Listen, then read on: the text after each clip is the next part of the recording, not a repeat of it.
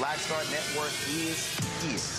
Hold no punches! I'm real revolutionary right now. Support this man, Black Media. He makes sure that our stories are told. Thank you for being the voice of Black America, Roland. Stay black. I love y'all. All momentum we have now, we have to keep this going. The video looks phenomenal. See, this difference between Black Star Network and Black-owned media and something like CNN. You can't be Black-owned media and be scared. It's time to be smart. Bring your eyeballs home. You dig?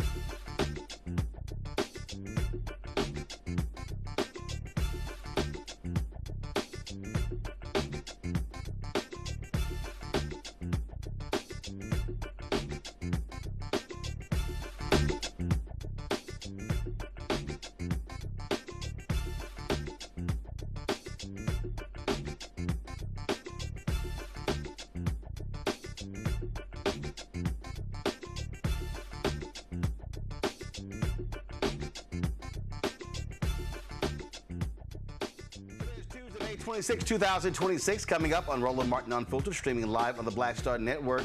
The twice impeached, criminally convicted felon-in-chief Donald the Con Trump suffered 2 setbacks today in his push for Republican-led states to draw electoral maps favorable to the party that also deprives black folks of political power. South Carolina Republicans joined with Democrats to stop the erosion of the congressional district of Congressman Jim Clyburn, and a federal court ruled Alabama must use the map that had 2 black representatives. We'll talk to plaintiffs in the Alabama case. The Congressional Black Caucus is demanding that corporate America publicly reaffirm its commitment to voting rights and equal representation as the tax unfair representation of black political and economic power continues to grow. Sports journalist Harold Bryant will be joining us to talk about why the NAACP's boycott urging black athletes not to attend Southern colleges and universities is a wake-up call. Plus, I'll show you. We'll talk about my one-on-one with Texas Democratic State Senator Representative James Tallarico, who's running for the United States Senate. Plus, we'll talk with Ambassador Andrew Young about the passing of Dr. King's legal counsel and big-time advisor Clarence B. Jones, who passed away on Friday at the age of 95. It's time to bring the funk on Roland Martin Unfiltered on the Black Star Network. Let's go. Whatever it is, he's got the scoop, the fact, the fine. And when it breaks, he's right on time and it's rolling. Best believe he's knowing. Putting it down from sports to news to politics. With entertainment just for kicks, he's rolling. It's on go, y'all. It's Roland Martin, yeah. Rolling with Roland now. He's funky, he's fresh, he's real, the best, you know he's Roland Martin now.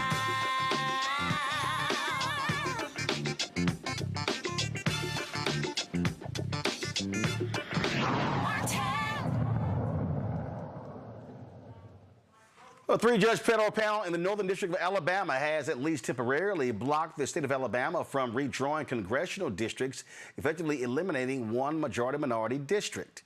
Of course, the courts highlighted the importance of legal process in shaping the political representation. The 102-page order issued Tuesday morning means Alabama would be required to hold the June 16th primary runoffs using the current federal court-drawn map, which maintains the 2nd Congressional District in South Alabama as a majority-minority district. That's the one that's represented by Congressman Shamari Figures. Now, these judges laid into Alabama, laying out exactly what the hell they were doing. Dr. Marcus Castor, the lead plaintiff in the Allen versus Castor case, joins us from McIntosh, Alabama. Evan Milligan, the lead plaintiff in the Allen versus Milligan case, joins us from Montgomery. Glad to have both of you here. For Evan, we were in a group chat last week, and you talked about what was happening in the case, and you just laid out how your attorneys were just crushing the attorney for the state of Alabama, exposing just them.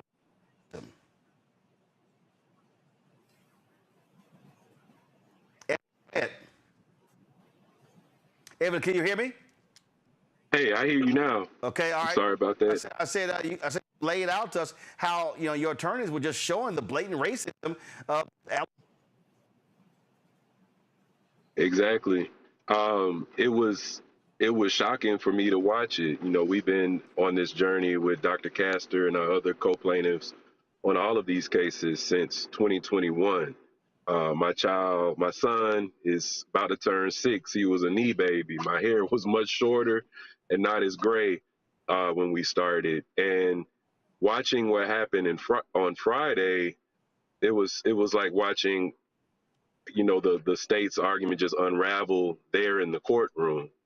And one of the things that the judges were really interested in is hearing them explain more about why they had said 4 years ago that the courts intervening 3-4 months before an election was problematic then, but this year that same government is attempting to, announce new elections in the midst of our primary elections. Our absentee voting had already started.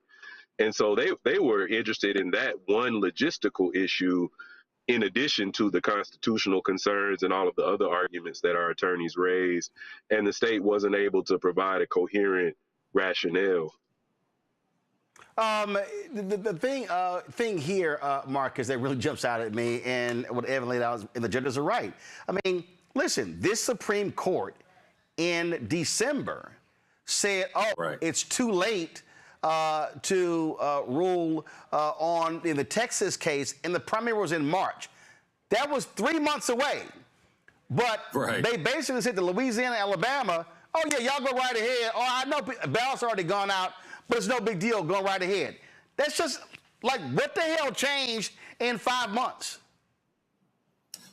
There was nothing that changed. What happened was, in the Callais case, they really just wanted a case presented for them so that they can have something to vote on, to get it moving, to get the ball moving so that they can, kind of make everything go bad for other states in the South.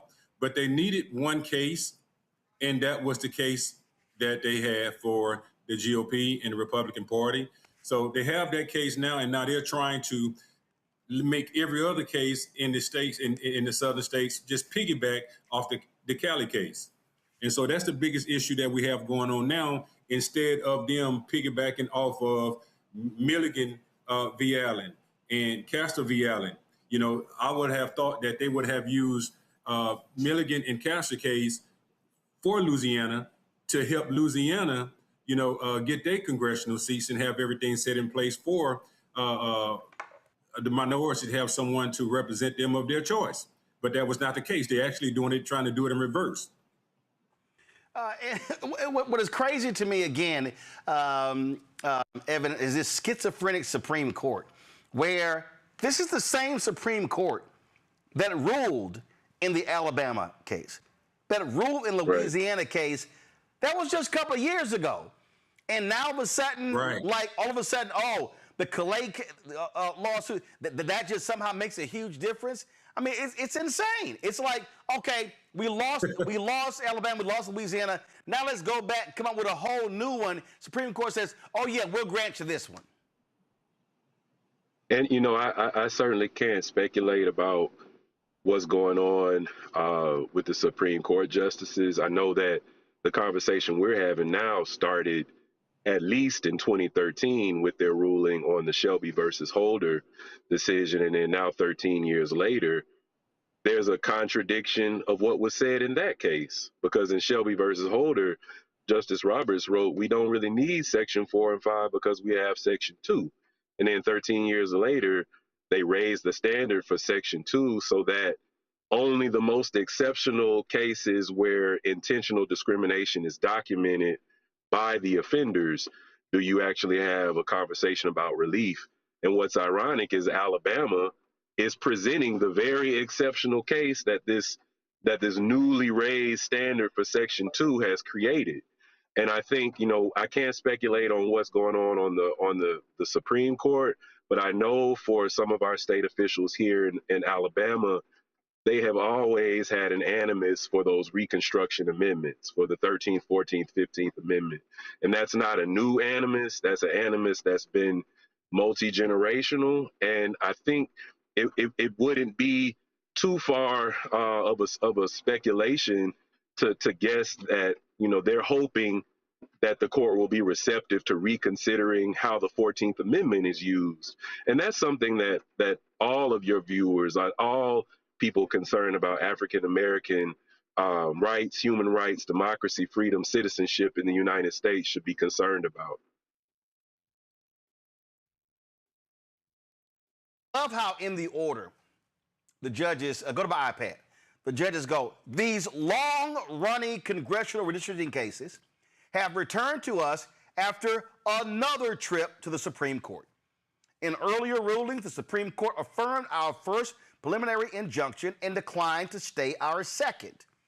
They said, more recently, the Supreme Court received appeals of our order permanently enjoining Alabama from implementing its 2023 Congressional Districting Plan, which we concluded violated Section 2 of the Voting Rights Act of 1965 and intentionally discriminated against black voters based on race in violation of the 14th Amendment to the United States Constitution.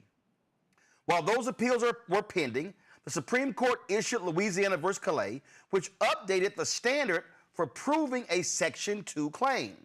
It then vacated our permanent injunction and instructed us to give these cases further consideration in light of Callais. We now face a critical decision on a very tight timeline. We can either allow the Secretary of State to administer Alabama's 2026 elections with a legislatively enacted redistricting plan that we found, after a full trial, intentionally discriminated against black voters based on race in violation of the Constitution, or we can issue a preliminary injunction 2.5 months ahead of Alabama's scheduled special primaries and some 5 months before the general election, requiring the Secretary to administer the 2026 elections with the race-blind plan that he used on orders from us and the Supreme Court for Alabama's 2024 elections and May 19, 2026 primary elections. We emphasize that because of the exceptional public importance of this matter, we carefully reviewed the extensive evidentiary record in these cases with fresh eyes in light of Callais. After that exacting review, we conclude that a preliminary injunction must issue.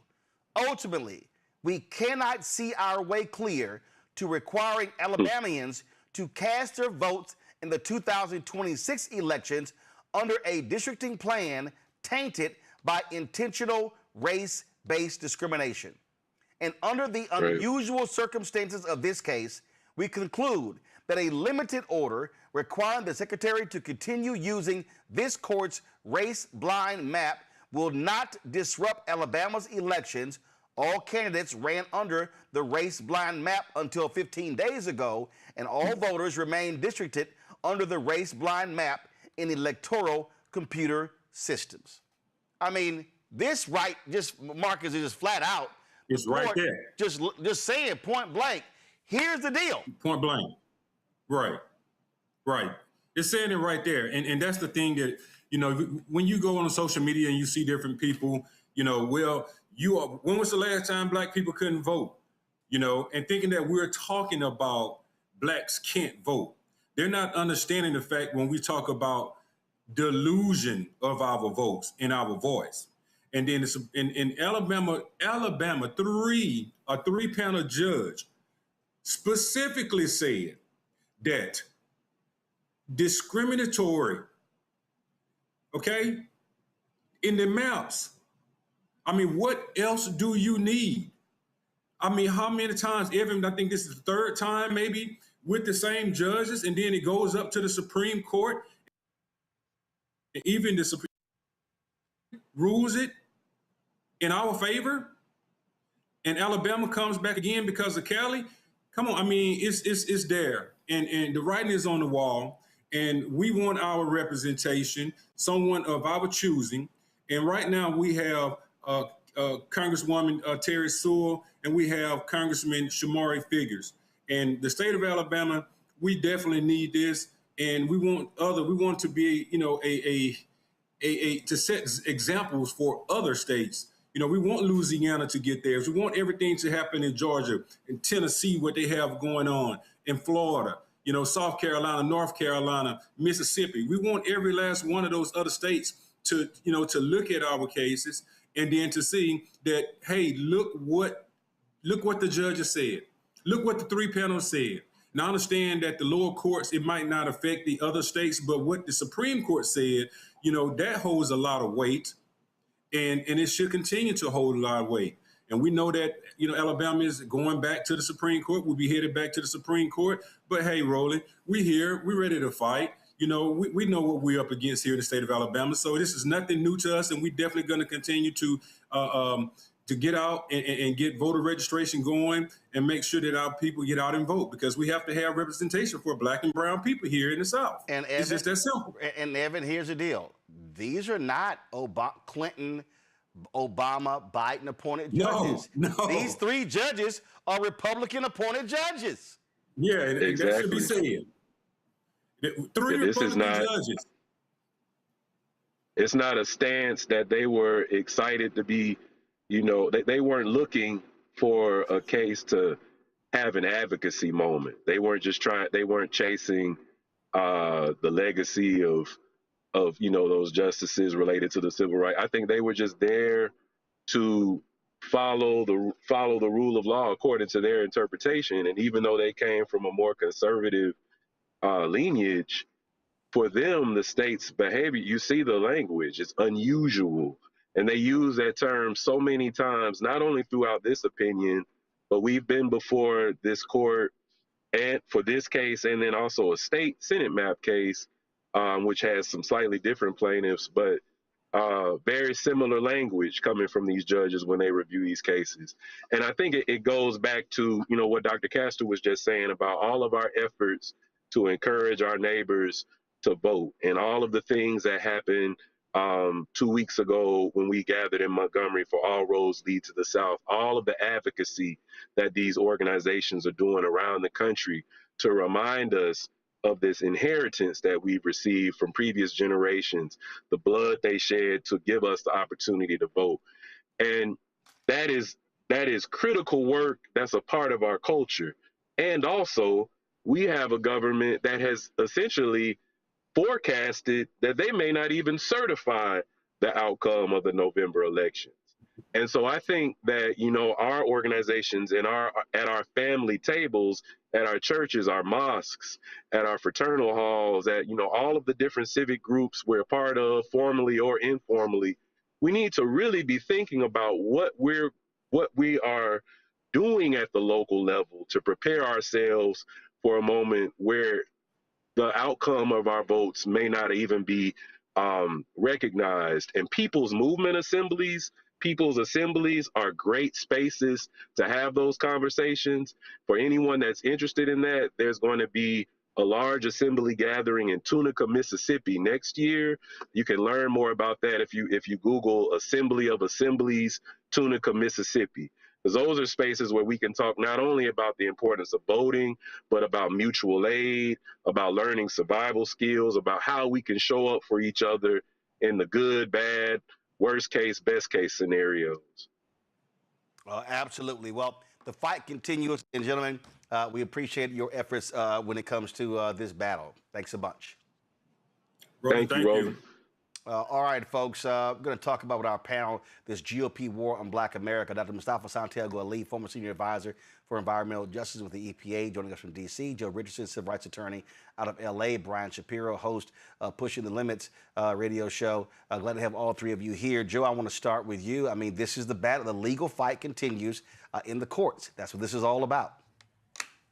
Yeah, it is. And it's interesting because Alabama, actually, with this 3-judge panel, they've been getting it right, and they're basically saying keep the map that you had 2 years ago that was put in place 2 years ago because that's what needed to happen. And so all of these folks are responding very, very quickly to the Callais case in all these states, Tennessee, Louisiana, et cetera. They're trying to undo things. So let's hurry up. And in doing so, proving why Section 2 of the Voting Rights Act was so important. But, I digress. But this court clearly says, and what it seems to be saying is that even at this higher standard that the Supreme Court sets, this case meets it. And so, therefore, it shouldn't be undone. It should be kept the way that it is. And they were able to find and show the states operating in all of their hypocrisy. We'll talk about South Carolina later, but the whole idea that they would step to do this so quickly when not too long ago, they knew several months was not enough time to make sure that they did this to ensure fairness in situations where people were getting ready to vote, where voting was imminent, et cetera. And it's clear that this is discriminatory. It's clear. You can't just do this and just have a wink, wink. Oh, it's not discriminatory. It's political. But it happens to disenfranchise Black people. For as many Black people as we would just have one seat instead of two, which is crazy. So there's still the Supreme Court. So let's see what the Supreme Court does, because really the Supreme Court has been inconsistent itself. And to your point that was made a little bit earlier, these are not liberal judges. Okay, so let's see if the Supreme Court is pragmatic enough to overcome judges that apparently think like them. Somehow these super conservative judges got it right. Let's see if the Supreme Court steps on itself and is inconsistent once again. This is what Mother Jones published, Mustafa. They said, Tuesday's decision from the three-judge panel, however, takes Callais at its word. Step by step, it lays out why the Alabama map fails under Supreme Court precedent, the VRA, and the Constitution.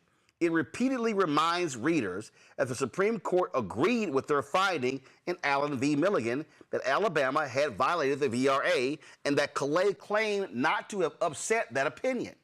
If the Supreme Court meant to use Callais to end all claims of anti-black racial discrimination and gerrymandering, the panel effectively sends the case back to the High Court and tells them, do your dirty work yourself. I mean, that's powerful, and that's exactly what it is. It's like the Supreme Court says one thing on Monday and then something else different on Thursday. And they're saying it also, so we got to remember the fact, right? What is it? Alabama's 27% black, 1.3 million folks are being disenfranchised when you play around and don't have fair maps. That's what's really going on. So I'm glad that their court said, you know what, y'all need to take this back. And if we know what we said, we know what we feel, we know how we have interpreted it, and we know that it's racist. And you know that it is too, but we're not going to carry the water for you. But of course, the impact, though, is that when folks don't have the opportunity to be able to be represented by individuals who actually know their communities and care about their communities, of course, resource distribution never makes it for all the critical programs that are so necessary for all of us who have ever worked on the ground. So, yes, today was a reprieve, if we will, but we know that the fight continues. Court is saying is we'll fully protect the voting rights of white people, but damn black folks. You know, Roland, this is the history of the Republican Party. Let's just be honest with ourselves here. 93% of black women voted against Donald Trump. 80% of black men did not vote for Donald Trump either. The more minorities that have a voice, the more scared Republicans get, because the history of the party, they're represented by what? Less than 1% of black people are represented, elected officials within the Republican Party. So listen, I'm glad these judges got it right. I don't know how you guys feel about this, but I don't have a lot of faith in the conservative stacked Supreme Court right now. I hope they make the correct ruling. I'm fearful, but let's wait and see how it goes. But listen, guys, this is just the beginning. This is just the beginning. Let's see what happens here before the midterms. But Republicans understand that it's going to be a bloodbath for them. They're going to play dirty tricks. They're going to do everything they can do to try to make sure that they can remain in power. Hopefully it doesn't work, but we'll have to see where the cards fall where they may. Again, I'm glad that these judges made the correct decision. We'll have to wait and see what the Supreme Court does on this one. But as I said before, and I'll say again, the more minorities in this country that have a voice, the less power that the Republican Party will have. That's just a fact, and it's based on history. Absolutely, folks. In South Carolina, the Republican-led Senate failed to advance a new congressional map, halting the redistricting process for now and leaving the next steps uncertain. The motion to end debate, which failed with a vote of 20-24, was a surprise rejection of Donald Trump. Now keep in mind, okay, the same Republicans in the Senate joined with Democrats to block it in the last session. The governor called a special session.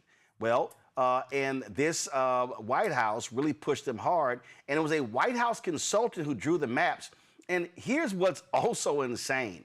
Y'all, it was a 7-minute and 40-second discussion. This person said, not taking any questions, no questions, and said, I got somewhere else to go when I'm done here.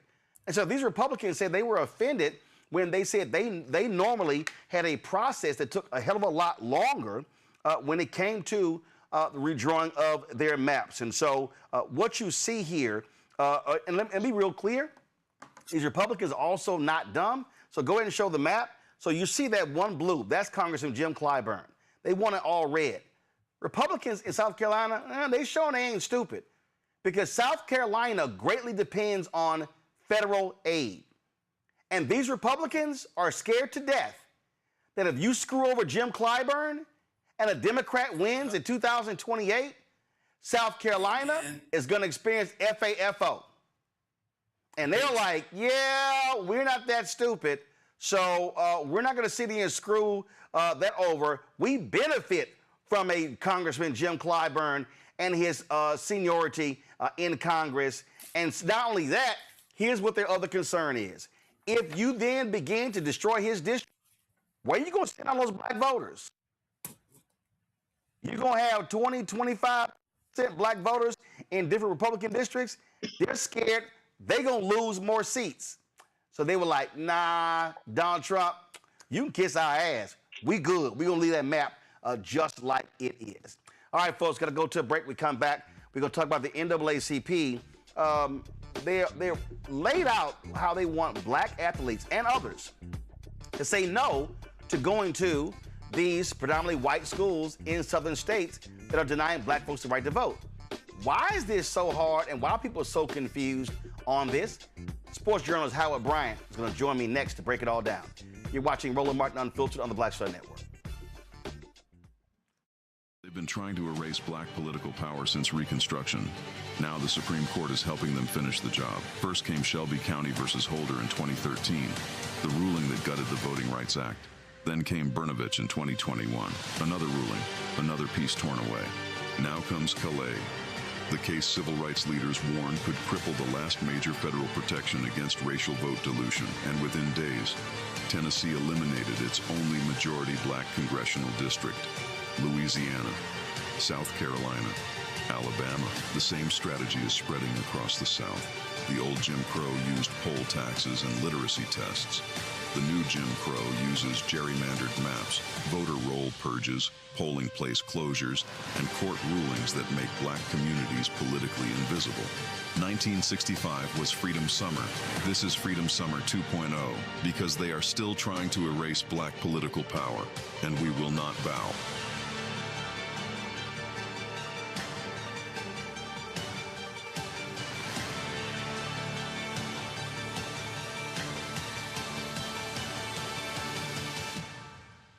I'm Mark Morial, President and CEO of the National Urban League, and I'm watching the Black Star Network.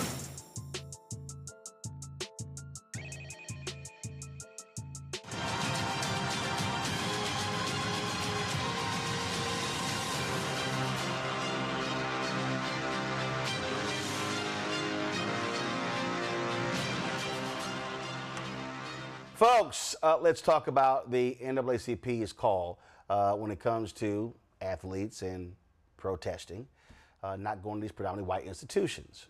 Now, it's been really interesting, and I've been in chat groups and people have been texting me. They're like, oh, I don't understand what the NAACP is doing. This is not a good idea. I mean, why are we getting in the way of these young men securing the bag, and on and on and on. Then, oh my God, there was this one article that was the most insane thing I read, where this one black journalist goes, well, why are we asking these young people to do this? As if we don't have a history of young black people being involved for fighting for rights of black people. Like, I don't understand what in the hell she was reading. Howard Bryant, sports journalist, author of numerous books, Henry Aaron on black athletes protesting, of course, Ricky Henderson, latest book on Paul Robeson and Jackie Robinson. Yes, it's in my backpack. Joins me right now. So, Howard, just give us your overall view of this NAACP call, because it's not just about the athletes. It's saying to alumni and others, don't support, don't watch, don't buy product, don't give money. It's a detailed plan, but listen to some of these people. You swear it's like, oh my God, you know, they're saying these black kids shouldn't get education, as if you're a top athlete, like if you're being recruited by Alabama or Texas A&M or South Carolina or Florida. Not like the Big Ten ain't trying to recruit you too. Yeah, that's right. It's really interesting. I think that one of the things that kind of struck me that was happening is that I think people have forgotten the totality of the fight. I think that I think that the argument that, oh, well, you're not supposed to have these young students or you're asking too much of them. One, it's ahistorical, as you said, but also I think it's something else, and that is, I think that there has been such an overestimation of money. That this idea that these kids are, let them secure their bag, let them get their money, and there's nothing that can stand in the way of that. And I think that what that does is it doesn't pay any attention to, one, the historical struggle or the present one. Those, most of those kids have a lot of leverage. They're not kids. They are incredibly powerful members of a 10 to 12 billion, or if you add in the NFL, a $30 billion industry. And they have power. And all the questions that we have been, whenever you're trying to do any sort of political strategizing, where's the leverage and how can you use it? So I thought that it was fascinating that I think that I think we're rusty. That's what I think. I think that people are also not paying anywhere near close enough attention to the state that we're in. And I just think that it was a very interesting reaction to something that I didn't think was controversial at all. I also think, Howard, we are in a period where it's really about self. It's about you, self and I. Get yours. And how dare you ask of them? I mean, I've heard people say, well, why isn't the NAACP telling professional athletes? Well, first of all, professional athletes, those are not state schools. We're talking here about state legislators, governors who are making decisions, and the schools, Texas A&M, Alabama, Auburn, Florida, Florida State, South Carolina, Georgia, University of Tennessee. These are all state schools. There's a reason why they're targeting state schools. Clemson. Well, 100%, and that's also, which is an ACC school, and so I don't think the NAACP went far enough. I think where there are a couple of areas here where I think is worthy of discussion. One is always going to be tactics. I think this sort of came out of the blue for a lot of people, and I think I'm not sure. I'm doing some reporting on it right now, but I just don't think that there was enough scaffolding. You want, when you, as the great Dr. Harry Edwards would say, that's his phrase that I have borrowed over and over again, you do need scaffolding to create your movement. You need people to understand what it's about and why. You also need your test cases. You need to find the number of people who are willing to go forward with you. And so I think that, the one criticism that I think was valid was this sort of got sprung upon everybody instead of really being meticulous in the movement building. And so I think taking people by surprise is a little difficult there. I think the other thing, too, is you're right. Your initial point was we live in a time of complete nihilism. I think people have quit. I think one of the great journalists, Naomi Klein, talks about disaster capitalism and how people, especially the oligarchies in this world and in this country, have given up on everybody and given up on the world. And I think that there's a lot of people who have bought into that. And so I'm just going to get mine and do my thing. And that is my definition of success.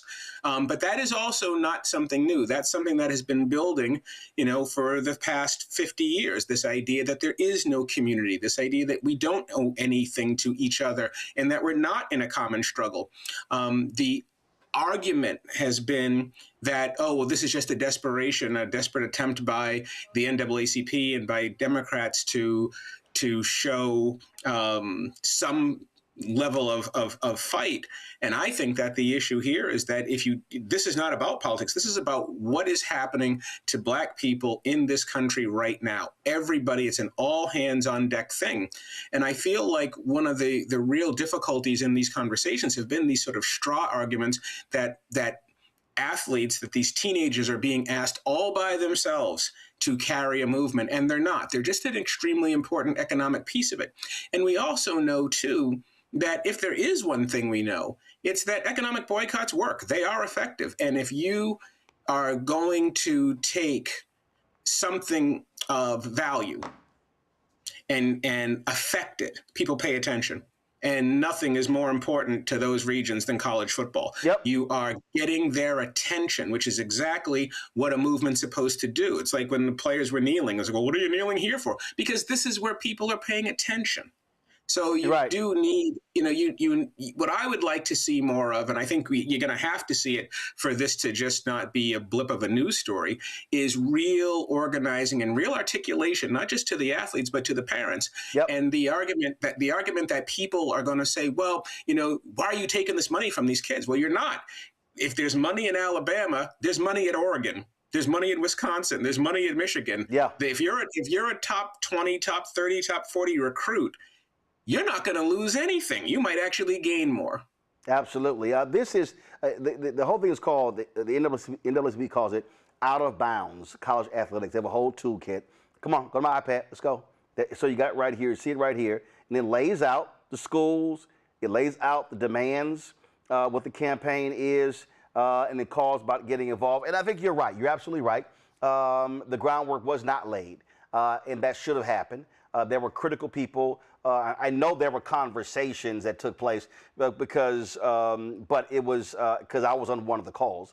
But it should have been far more expansive, and it should have been. And I think part of this whole thing was you had this week that took place where it went from an idea to planning the day of action in Montgomery, and it was like, well, let's drop ours soon after. But you need to actually build this whole thing up. So you're absolutely right about that. I'm sitting here wearing this shirt. They gave it to me when I was in Montgomery, and good trouble. And that was, of course, the great comment from Congressman John Lewis. John Lewis was 19. John Lewis was 19 years old. Okay, when he was getting his head bashed in. This week, you also had the Freedom Riders. You had the Freedom Riders, and you have these Freedom Riders who were college students who were going down Mississippi and Alabama. You had SNCC, you had CORE. We could go on and on and on. So this notion that young people were involved is crazy. But we don't have to go back that far. Go to my iPad. Kylan Hill, running back, Mississippi State. That young man said, I'm not playing under that flag. He tweeted that, Howard, it was like June 20th of 2020. 10 days later. Okay, let me help people out. 10 days later, Tate Reeves, the governor of Mississippi, signed into law that Confederate emblem off that flag. Why? Because when Kylan Hill, one black player, tweeted that, other black players spoke up, then white coaches went, oh shit, we're not going to be able to get black ball players. And those white coaches and some of those black athletes went to the state capitol, and they met with violent, racist, Republican legislators, people who celebrate Jefferson Davis's birthday in Mississippi, and they said, hey man, y'all need to get rid of this emblem or we in trouble. 10 days. But let me help the people who are watching and listening. What y'all don't know is the NAACP, for a very long time, had organized a boycott of Mississippi. The NAACP stopped Mississippi and South Carolina from being able to hold any NCAA type tournament because of that Confederate flag. That had been going on 2 or 3 decades.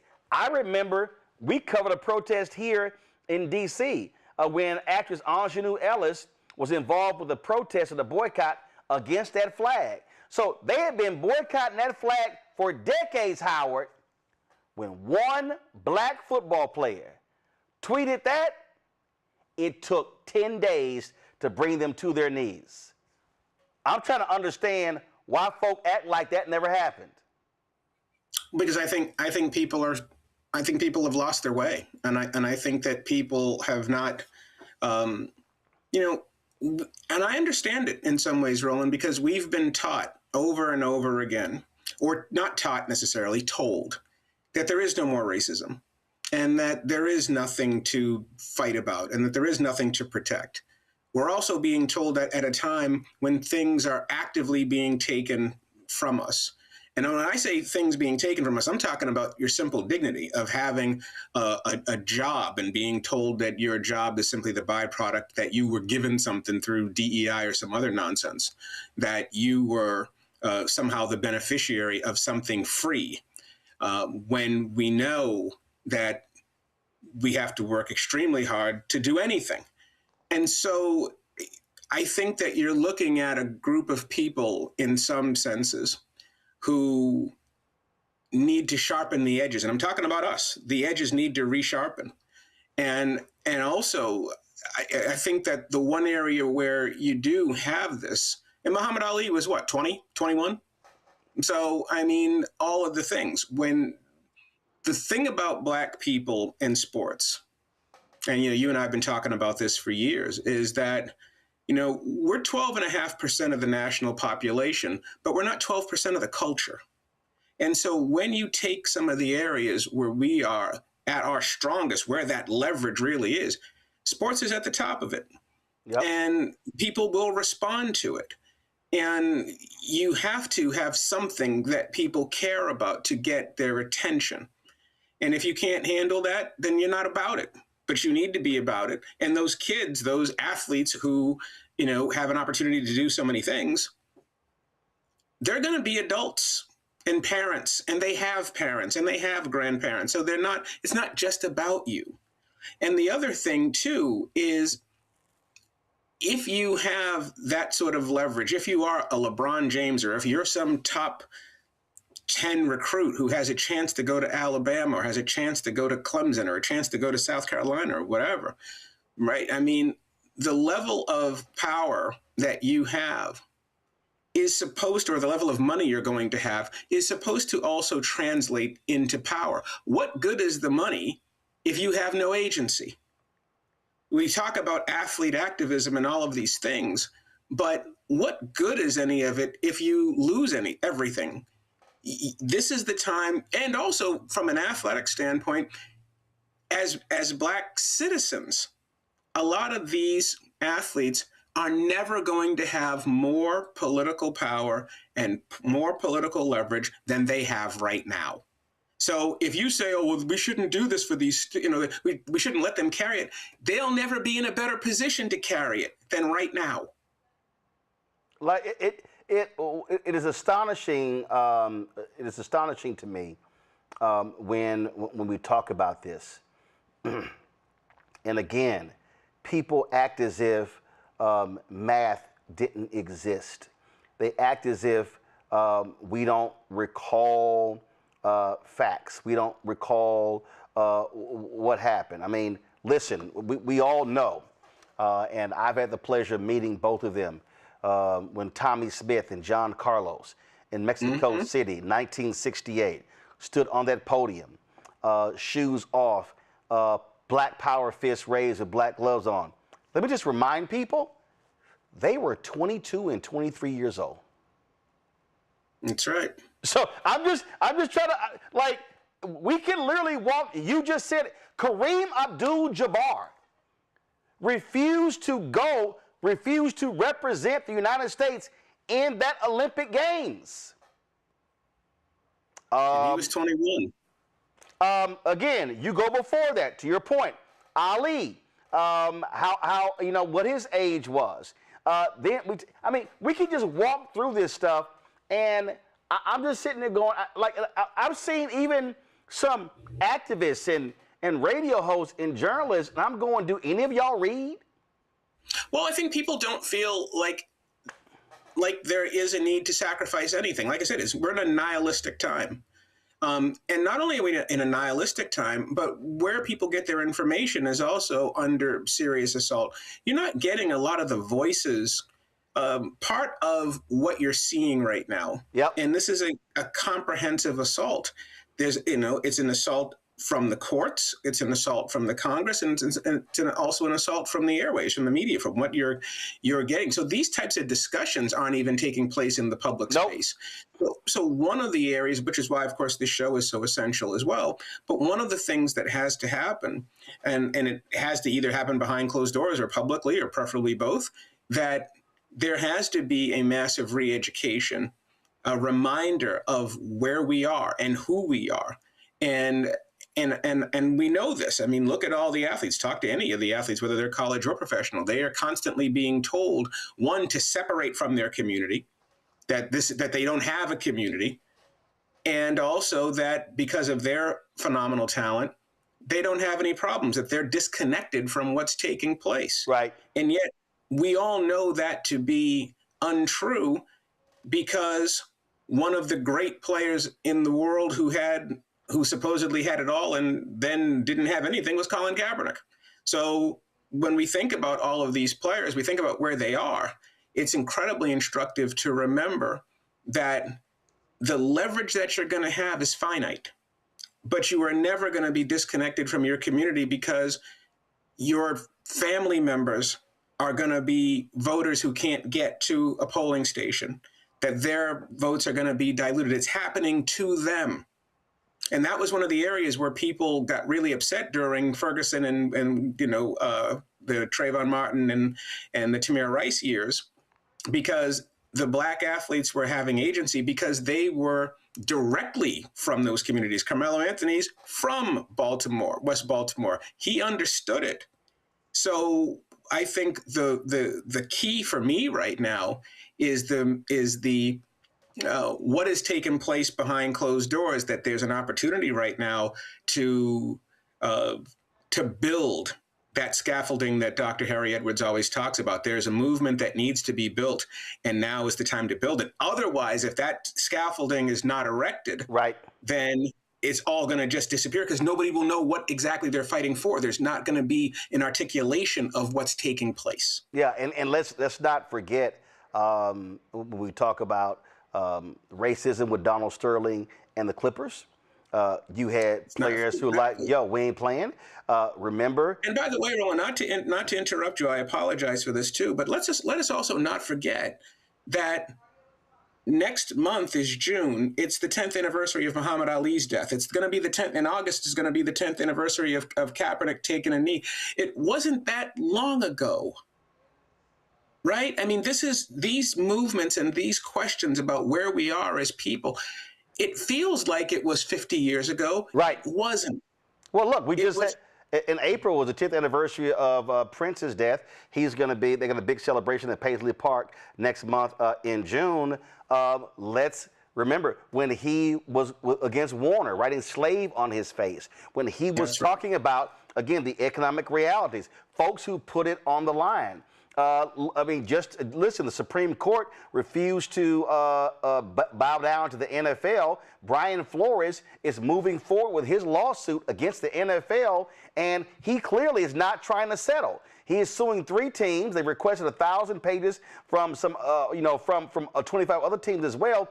He clearly, Howard, wants to go to court. He's not trying to do what Kaepernick did, who actually settled. He is like, and I mean, luckily, he got hired by the Steelers. Then he became the defensive coordinator, top defense for the Minnesota Vikings. He's still getting paid, but he wants to go to court to expose the NFL. And so, and Steve Wilkes is also a part of it. So thank God that this is a guy who didn't take the easy way out by saying, okay, fine, let's do a settlement. No, it's clear he don't want to settle.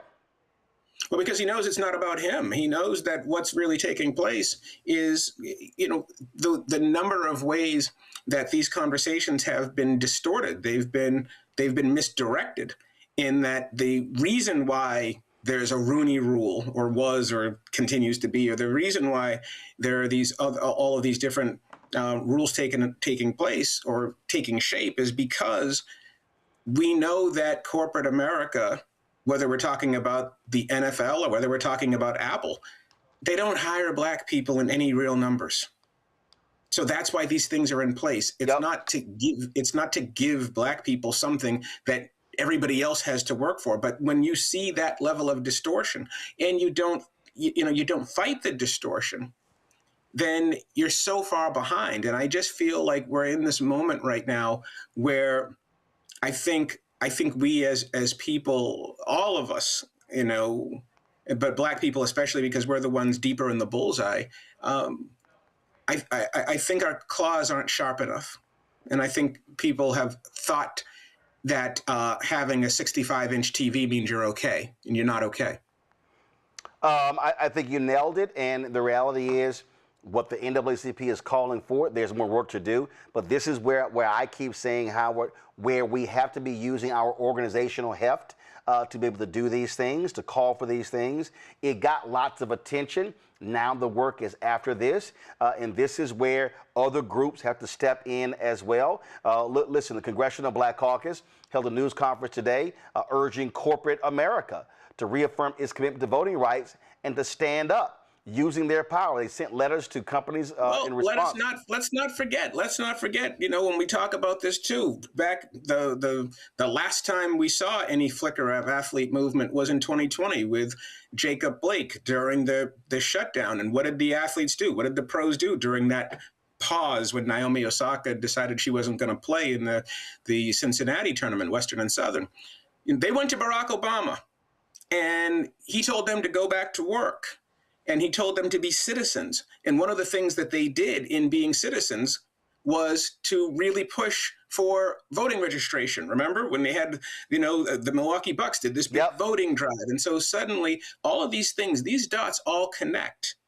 And so you were told to be citizens. The players were citizens. The players, they leaned in more deeply to the democracy. And then the pieces of that democracy are also still under assault. So the players, whether it be college, pro, whatever, they're not disconnected from this. And once again, this is a good example of that scaffolding. I certainly hope the NAACP is talking, to find those test-cased athletes and their families who are willing to do this. And I hope that they're also talking to some of those schools, whether it's Washington or Oregon or USC or UCLA, to go find landing spots for these guys to create a comprehensive movement strategy. Well, I know I saw where the SEC hired my fellow Houstonian, Jarvis Stewart, to assist them with their crisis management over this. But get their attention. Like that's going to get your attention. And I think people have forgotten the definition of leverage, even though leverage is being used against them every single day. You're absolutely right. And so folks got to realize this is all hands on deck. This is not a moment where you can act as individuals. This is why it's important to be part of organizations to stand with you. And I had a very prominent media personality hit me up saying that they just didn't get it. And I said, this is what you're not understanding. Y'all are talking in the aggregate. I'm not saying you're going to get every athlete on the ESPN 300.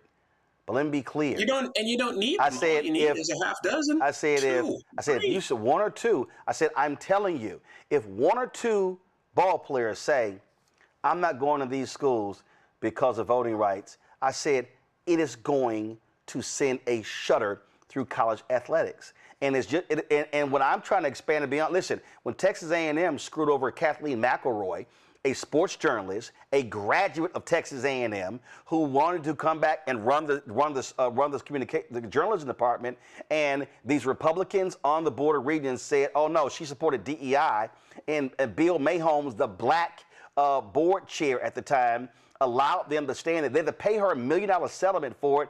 I sat there and said, black athletes, well, they want your labor on Saturdays, but they don't want you to have a job once you graduate.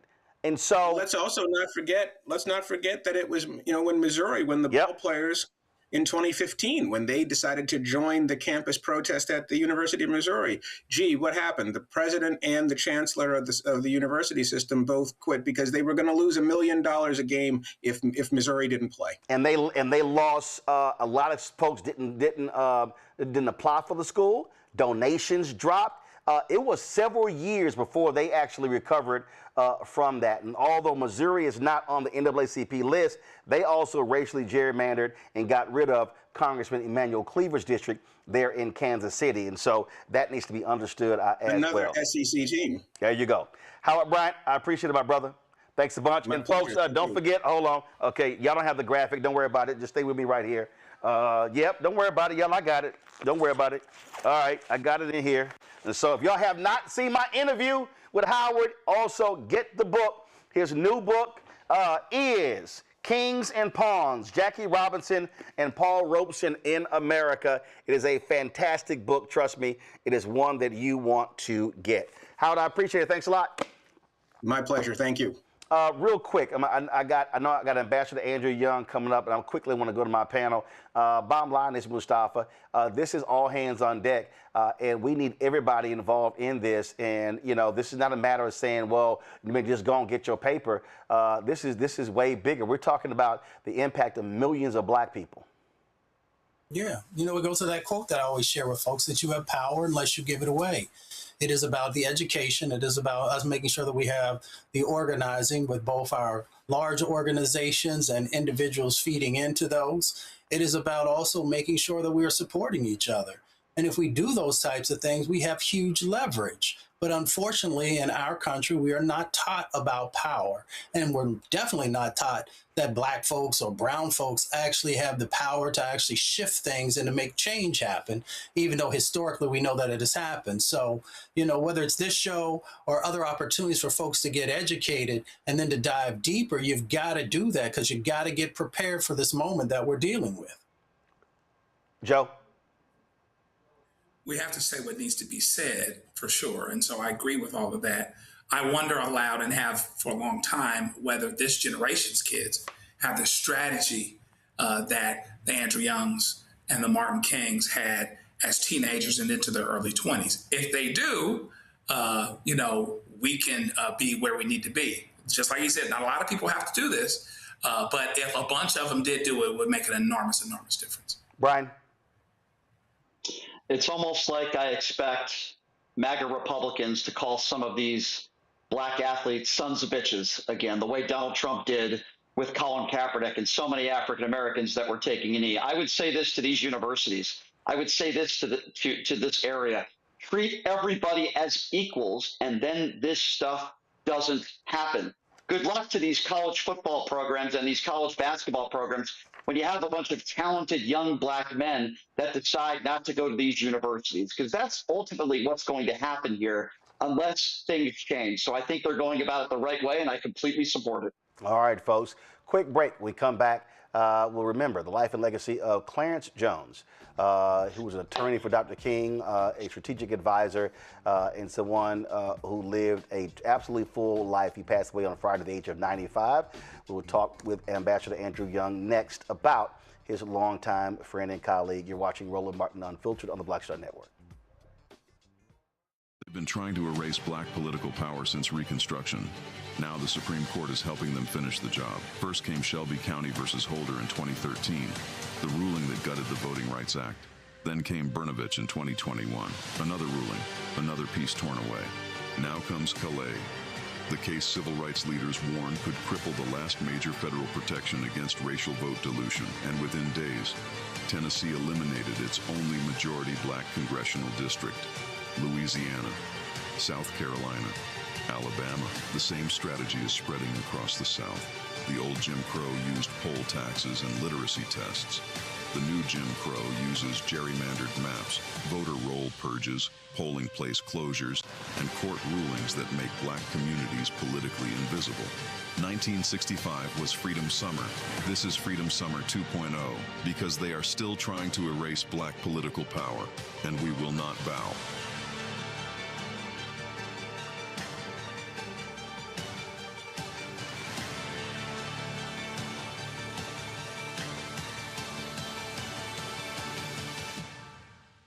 What's up? It's Talib Kweli. I'm CEO. This is the Black Star Network.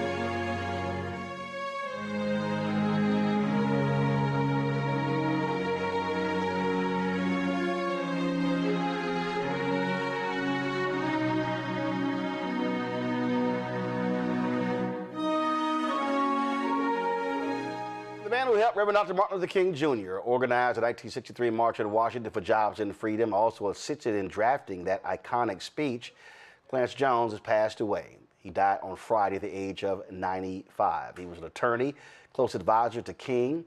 He passed away at a California assisted living facility. From 1960 to 1968, he served as King's legal counsel and strategic advisor, advising him on critical decisions during the Black Freedom Movement. Not only that, he went on and he was, of course, a major force when it came to the Attica uprising. Took place in 1971, negotiating with those prisoners and dealing with Governor Nelson Rockefeller. Of course, he worked on Wall Street, did all sorts of different things. Later in life, he was a professor, he was a lecturer, he was speaker. He was involved in an ad campaign last year to the Super Bowl when it came to Black-Jewish relations. And so many different things he did. He was a friend as well. I had an opportunity.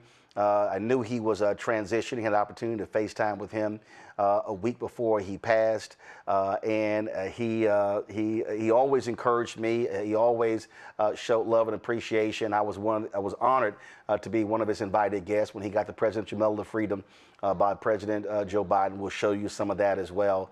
Joining us right now is Ambassador Andrew Young from Atlanta. Ambassador, always good to see you, my dear Alpha brother. But before we talk about Clarence, we were just talking about the NAACP and calling on athletes to stand up and boycott. We see what's happening with voting rights. The CBC is saying, corporations, you need to be standing with us on this issue as well. I mean, you know this stuff. You lived this stuff. You understood Bob Brown and SCLC and Operation Breadbasket and the sort of pressure. And so I just wanted you to share your thoughts on what the NAACP is calling on young athletes to say, don't go to these Southern white schools, take your talents elsewhere, and all of this energy you're now seeing Black folks mobilizing and organizing when it comes to keeping our Black political power. Well, you know, I applaud what the NAACP is doing, but it's going to be a serious problem, more serious now than ever before, because there's so much money in the game that quarterbacks now easily get $1 million a year to play football. And it's going to be hard to match that. But it doesn't mean we shouldn't try. But I really would, I think that was a case where I felt that the threat was more powerful than the action, because the deck is really stacked against us.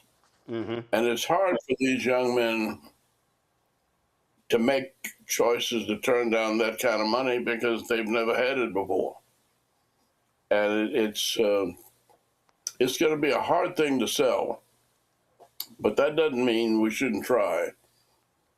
Now, I think pointing back to where this started, Bear Bryant was a coach at Alabama, and they played Penn State. And the halfback at Penn State ran all over him. And he came back to Alabama well beaten and said, if we're going to play this game, we got to have speed. And I don't care what color it is. And that's when they opened up their doors and began to realize that it wasn't the same game when it was segregated. Now, you can call for something in public, but with this, you have to sit down with the NCAA. They're going to hate it, but you've got to talk to key alumni, and it's got to be a real campaign. It can't just be an announcement. And I think that universities have been hit hard by this administration. And I think that they may be getting ready to stand up in some way. Well, we certainly hope so. And speaking of standing up, in talking to Clarence and reading his book, he was an extremely successful lawyer. Dr. King goes out to L.A. And heard about it and wanted to meet with him. And he met with him, and he basically wanted him to join the movement. And he was like, all this money I'm making? No, I got other things I'm doing. So he invites him to his speech, and he goes to the speech.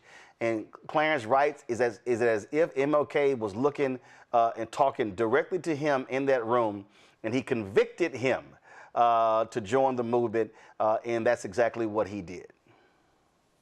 And you know, Clarence was the one who called me when I was in New York and working with the National Council of Churches. And he called me to say that Dr. King is beginning to plan to move back to Atlanta, and he's looking for a staff. Would I be interested?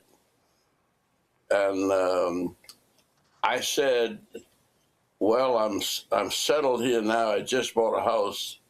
But then the Nashville sit-in story came on, and my wife and I were sitting there looking at it. And after the first intermission, she stood up and said, I'm ready to go home. I said, we just bought this house. You're home. This is Queens, New York. And she said, no, I can never call New York home. She said, I'm going back where they are. And she pointed at the television, and she was talking about John Lewis and James Bevel and Diane Nash and the Nashville sit-in story. And she said, look, you can forget it. As soon as I get this, she was getting her master's, and she was pregnant. She said, as soon as I deliver this baby and get this master's degree, I'm heading back to my mama in Alabama. That was Marion, Alabama, right next to Selma. And I said, well, what do you want me to do? She said, I want you to sell this house, quit this job, and find a way to join me. And shortly after that, I got a call from Clarence. And he was explaining to me the difficulties that Dr. King was having in moving back to Atlanta. And I said I'd be glad to help.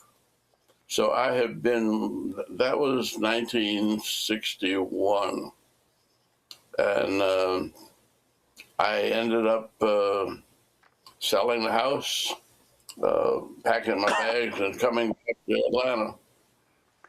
What we hear folks who work with Dr. King, and of course we've known and heard your name over the years, and Reverend Jackson and Ralph Abernathy, and again Bevel and Nash and James Orange and others.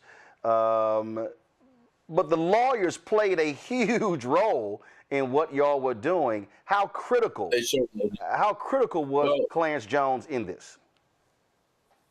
Well, Clarence Jones was very critical because he was there first. And he brought in the Legal Defense Fund of the NAACP. And it was just after while Thurgood Marshall was making the transition to the courts. And in fact, the whole NAACP Legal Defense Fund moved to Alabama with us in 1963 to fight the cases in relationship to 1963 Freedom Summer. We didn't make a move without the lawyers. He also, go ahead, I'm sorry. No, I said that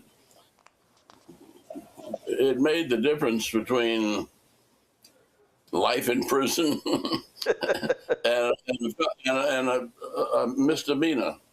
He also said that, look, people are like, well, what about getting arrested? He's like, the last people you want getting arrested with you are the lawyers. Somebody got to bail you out of jail. Well, I certainly don't want your lawyer in jail with you.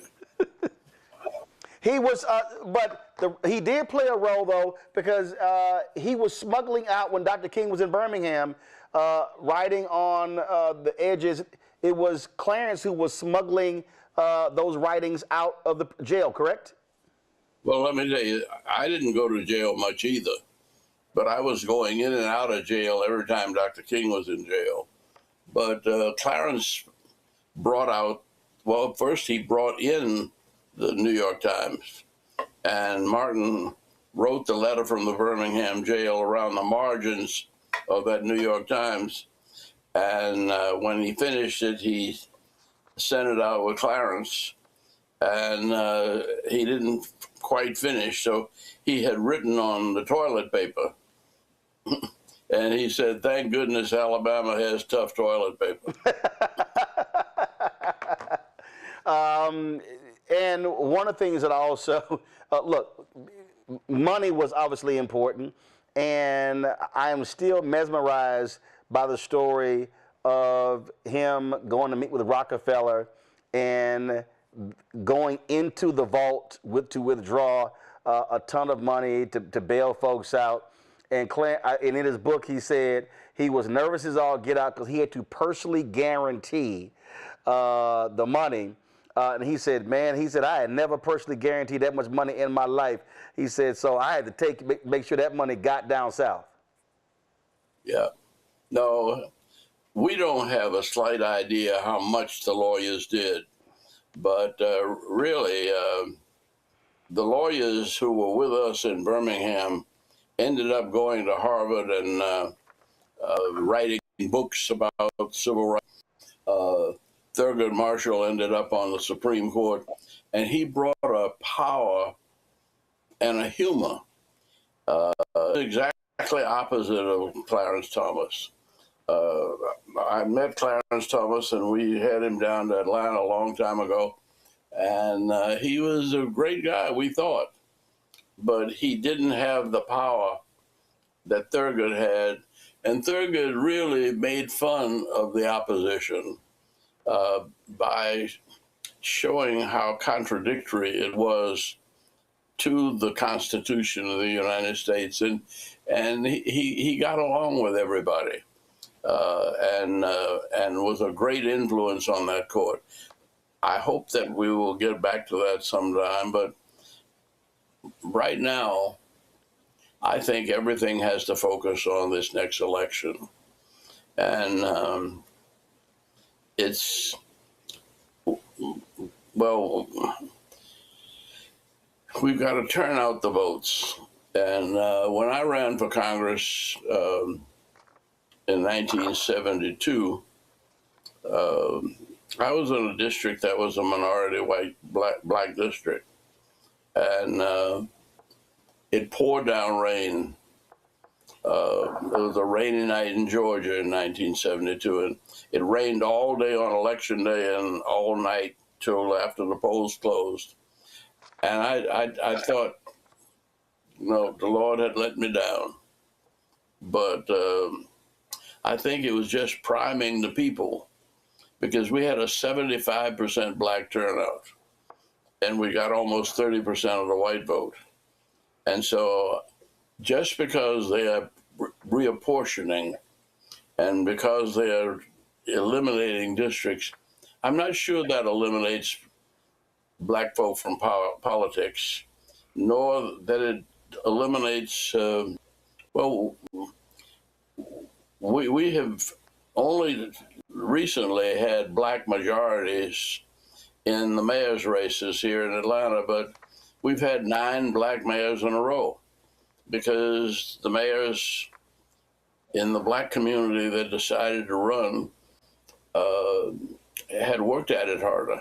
Now, that might not be true next time, but the people who get elected are going to be, well, like your mayor in New York there. He's not black, but he sounds as good as anybody I've heard. And the same thing true with the elected officials in Minnesota. They rise up regardless of race, creed, or color, because, well, Martin's quote was, "The moral arc of the universe is long, but it bends toward justice." And that ends up having to be a faith that you can't get away from. Want my panelists to ask a question of you. Of course, we're talking about the passing of the great attorney Clarence Jones, passed away on Friday at the age of 95. First up, Mustafa. Ambassador, it's good to see you. If you had one thing to say to Brother Jones one last time, what would it be? Well, I talked to him a couple of weeks ago, and I didn't know that. My understanding was that he kind of got depressed and that he decided that he had run his course and had not eaten for the last 5 days. And I would have tried to get him to hang on because, well, I don't feel no ways tired, and I'm 94. And I have a young Indian fellow working in my foundation who comes from Bihar in India, and that's where the Hindus and Buddha found enlightenment.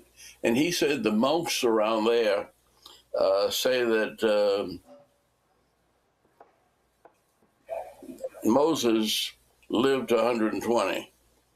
And they think that part of that is always looking for his responsibility to his people.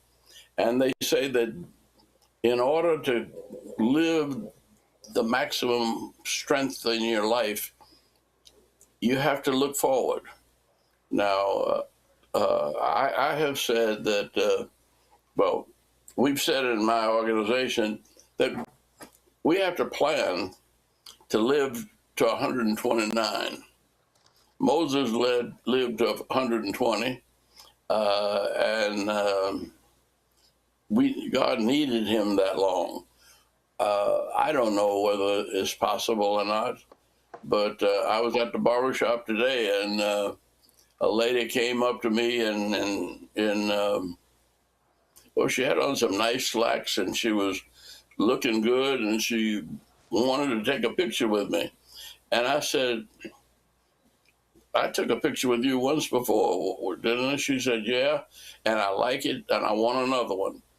And I said, you mind telling me how old you are? She said, no, I'm proud of being 95. I said, damn, I'm just 94. I said, you robbing the cradle. Joe. Ambassador, it is so amazing to be on with you for a couple reasons. Not only because you are who you are, but I am the son-in-law of your dear friend, Jim Robinson. And so Paul Moldauer was nice enough to get me your book, An Easy Burden, several years ago. And I thank him for it because I talk to people about this book all the time. Can you talk a bit about strategy? Because the Montgomery Boyce boycott, for instance, everything that the movement did, you had an economic component. The city was choked when nobody black rode the bus.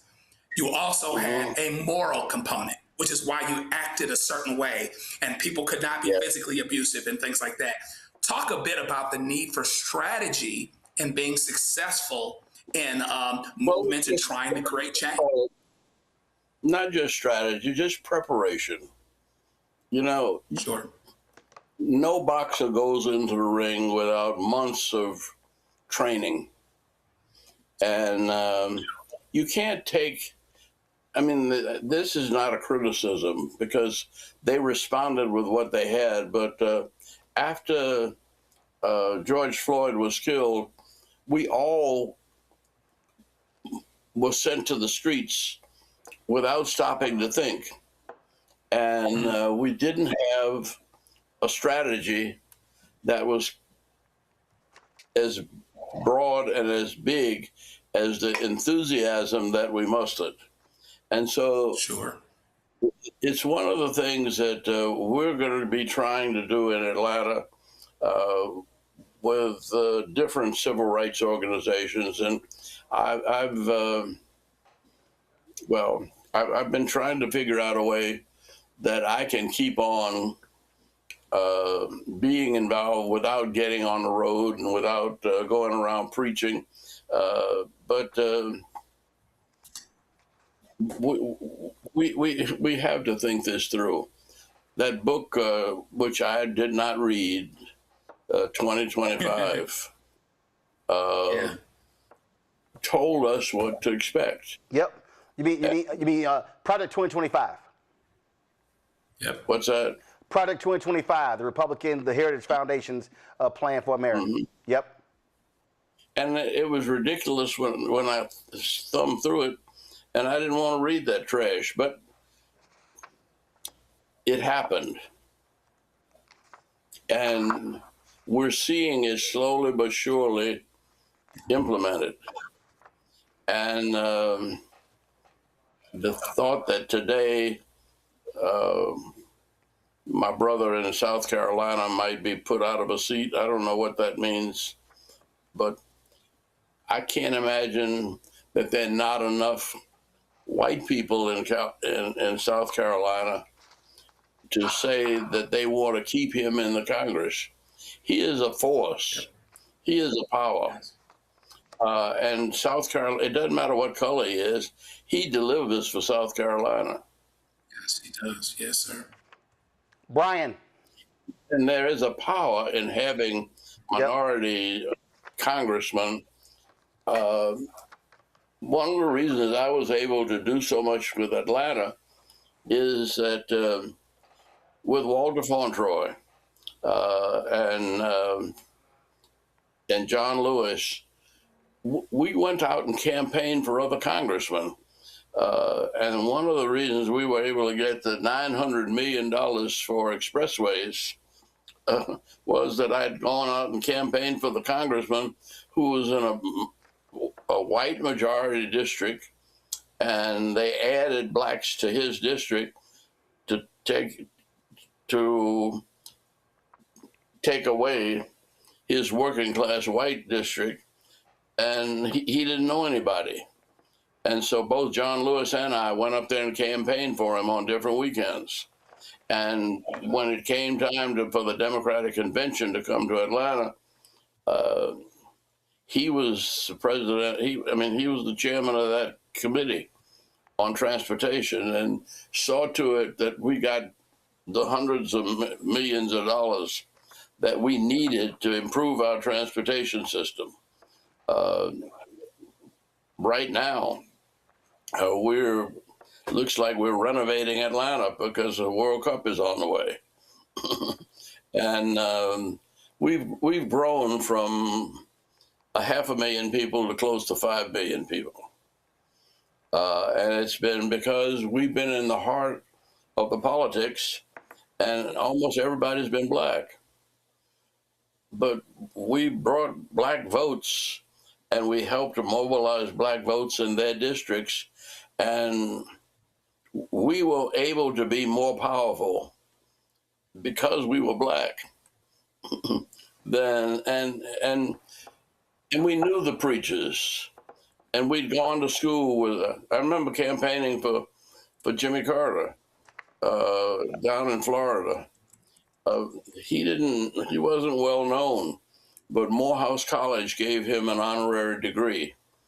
And when he spoke at their commencement, he stood up and he said, "I expect to be the first Morehouse man to be the president of the United States, but I guarantee you I will not be the last." And they wrote a citation there for his honorary doctorate, and every Morehouse man in Florida had read it. And when they called me and said, "Would you go to Florida?" I said, "I don't know many people in Florida." They said, "We'll have it set up, and you just fly around in a plane with us." And everywhere I went, there were Morehouse College men who had gathered people from their towns and to meet at their airports. And Jimmy Carter carried that against Wallace and ended up the president of the United States because of that. And so people think that there's not such a thing as black power. It's not the black power that people shouted in the streets. but there's a subtle intellectual power that has led this nation as far back as Crispus Attucks being the first one to give his life. But there couldn't have been a civil war even without not only Lincoln, but I'm slipping now. My memory is giving out. Well, of course, Civil War, you had Frederick Douglass, you had abolitionists. Frederick Douglass, yeah. You had folks who were putting pressure on the political system. Brian, what's your question, Brian, for Ambassador Andrew Young? Hi, Ambassador. Quick question for you. Obviously, we all learned at a young age of the I Have a Dream speech. I'm wondering the conversations you had with Mr. Jones and maybe some tidbits you could share with us, maybe some things we didn't know about the creative process of what went into writing that speech, if you could share that with us. Well, I was not around then. I was in the South, and that was done in the North. And there wasn't a lot of contact between those of us who were out in the sticks and those who were writing speeches. That came later, but nobody ever really wrote speeches for Martin Luther King. Clarence came up with the idea that the government had given the Negro a bad check, and that he refused to believe that when we go to the Bank of Justice, it would come back marked insufficient funds. And that was the theme. But this real speech came from Mahalia Jackson. Mahalia Jackson was up there on the podium, and while Martin was speaking, he was really reading the speech that Clarence wrote.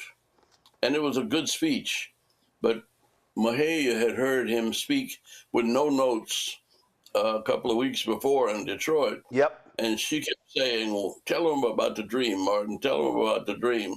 And so when he shifted gears and said, I have a dream, that was another speech altogether. And that's the one that caught the attention. But it was the combination of improvisation and scholarship. And that speech pulled together both. Well, also have to remind people that Clarence was smart enough to grab copies that were handed out to the press and put a C and circle it for copyright. And he was the one who went down and copyrighted that speech. He kept the original receipt.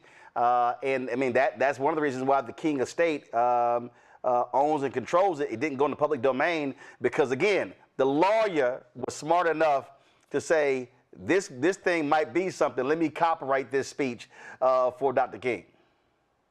But now, that's a point of, well, I took the other route. I never copyrighted anything of mine. I want it all in the public domain.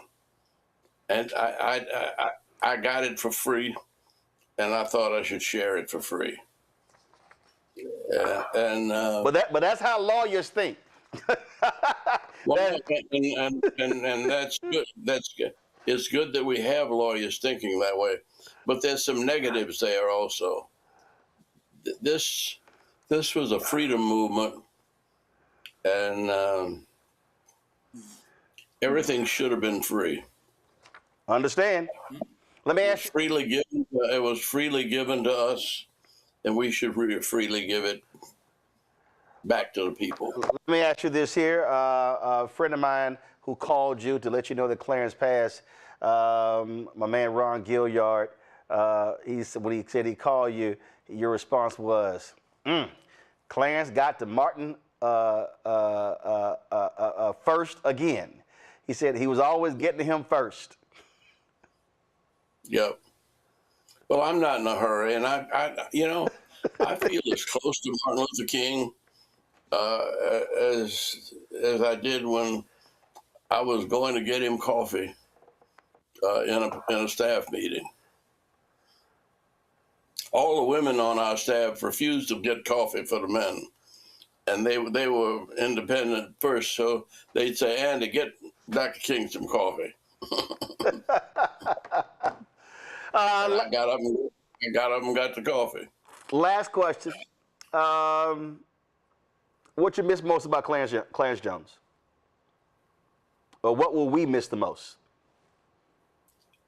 Well, Clarence never stopped working. I mean, from 1955 on up to the present, he was always planting seeds. He was always calling people and planting ideas. And he always dealt with it with a sense of humor. And he never lost his way in terms of who did he serve. He served the people of God who were following Martin Luther King. And we'll close it out with that. Ambassador Andrew Young, it's always a pleasure to see you. Tell your wife hello, and I'm sure I'll be seeing you soon because you're always somewhere in your scooter taking pictures and speaking truth. All right. God bless you. Take care, Fred. Thanks a lot. Folks, we were in Selma for the 50th anniversary of Bloody Sunday. Clarence Jones was there, and I got an opportunity to get his thoughts on that particular day. Let's roll it. Okay. All right. Y'all don't have the video? Okay. All right. So no, that's not it. So there are a number of times I interviewed Clarence. Our paths crossed on numerous occasions, and one of them was when we were in Selma. Also later, when we were at the White House for when he was honored. When he was honored with the Presidential Medal of Freedom. So let's do this here. Do we have the video of the ceremony when President Biden presented him with the Medal of Freedom? Okay, roll that. Born in Philadelphia, the cradle of our democracy, Dr. Clarence B. Jones wielded a pen as a sword and gave words to a movement that generated in freedom for millions of people. A speechwriter and lawyer for Dr. King, he helped define the enduring ideas included in The Dream that will be ever engraved in the ethos of America. Letting freedom ring, Dr. Clarence B. Jones. Thank you, Dr. Jones. Clarence B. Jones.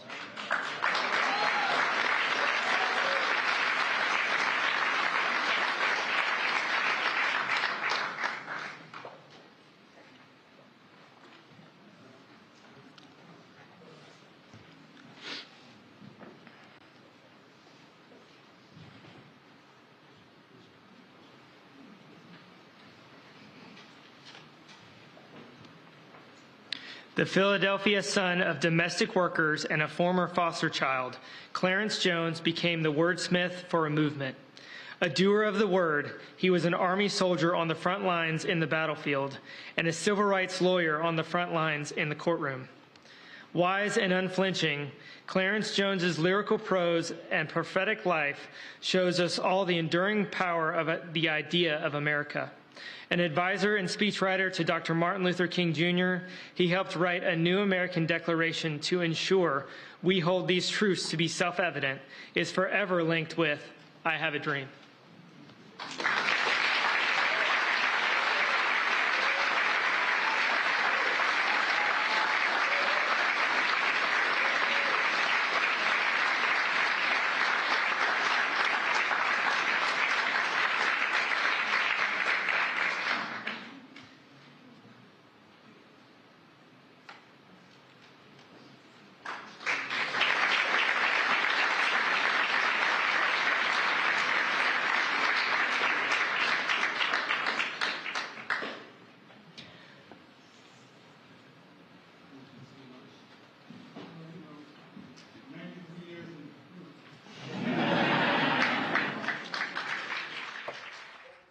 As I said, I was honored to be a guest of Clarence's at that Medal of Freedom ceremony, and this is when I got him to say a few words to us. Clarence, how you feel with that around your neck? Brother. Oh, I can say that I never forget that my parents were domestic household servants.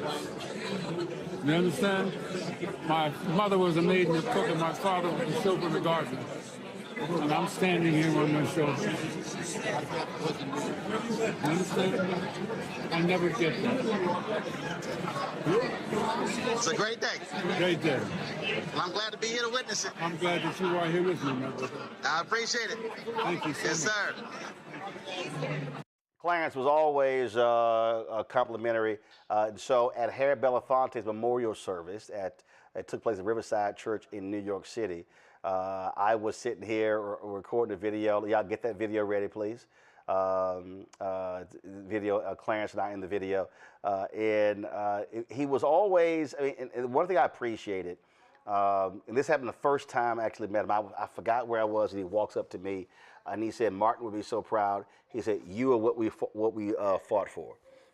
And even when I talked to him just 2 weeks ago, his son Ben said, "Yeah, we downloaded." He said, "The Black Information Network to hear your commentaries on the Black Information Network." He was always affirming every time we talked. It was always fabulous to hear his voice. This is when we were in Selma for the 50th anniversary of Bloody Sunday. So, Clarence, what does this day actually mean for you? Today's an extraordinary day, Roland, because earlier I watched the march, and I saw an outpouring of African Americans, a lot of young African Americans, and they were holding up placards, and many of the placards talked about voting. In fact, one sign said, "We're not afraid to vote. We're not afraid to vote." Okay?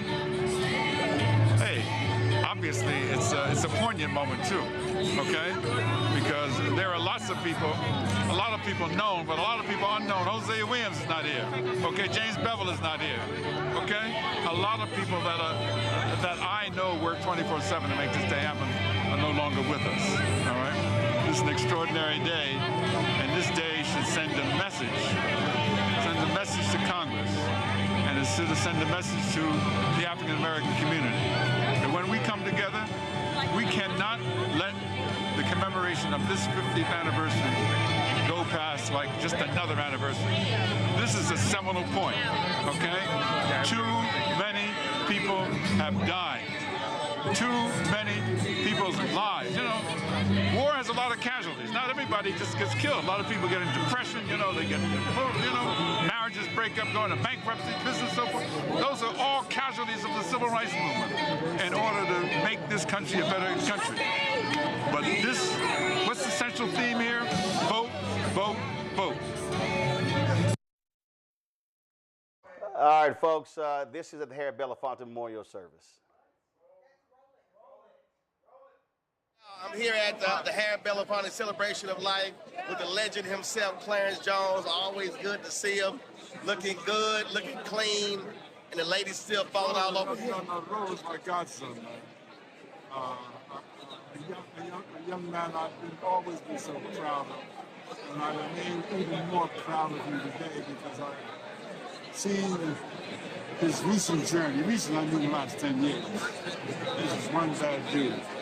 He embodies the very essence of what it is to be black with integrity in our country today. You know what I just said? I didn't say to be black. I said to be black with integrity. Yes, sir. Thank you. I appreciate it, baby. Appreciate it. In 2018, when we were in Memphis for the 50th anniversary for the assassination of Dr. King, there was a conversation that took place. Reverend Jesse Jackson Sr. was on the stage, Quentin James, Tamika Mallory, it was also Gina Belafonte, April Ryan moderated it. It was a fascinating conversation, and Clarence was his usual feisty self. We're going to play that in a moment. I want to go back to our panel here. The thing here, Joe, the thing here, guys, I got it. The thing here, Joe, I go back to what he wrote in his book. Here he was, a corporate lawyer, doing very well, making lots of money in LA, and King meets with him. Dr. King understood he needed bright minds there with him. And Clarence writes that when he goes to this speech, he said he had no intentions on leaving his well-paid law firm job. He said, but King spoke and he called on the best and the brightest to give their talents to the movement. And he said, it's not enough for you to get paid. I'm just thinking back to the previous conversation with Howard Bryant about people saying, man, let these young guys get their money. King said, no, he needed folk to give something back for the cause of our people. And that's what convicted Clarence Jones to join the civil rights movement. Yeah, it's amazing. And you hear those stories quite a bit about Martin and people that had the power to persuade. Even my own father-in-law had the fortuitous nature to meet Dr. King on a plane, sitting next to each other. He was a trained lawyer, one of the first black lawyers in the state of Texas, I believe. And by the time that conversation was over, he went to his family and said, I've got to move to Atlanta and be part of SCLC. And he ended up being the housing point person for that issue and dedicated his life to the issue. So it takes people like this that make a decision to come out of corporate America, which, I mean, his parents were domestics, et cetera. I mean, he had come a long way.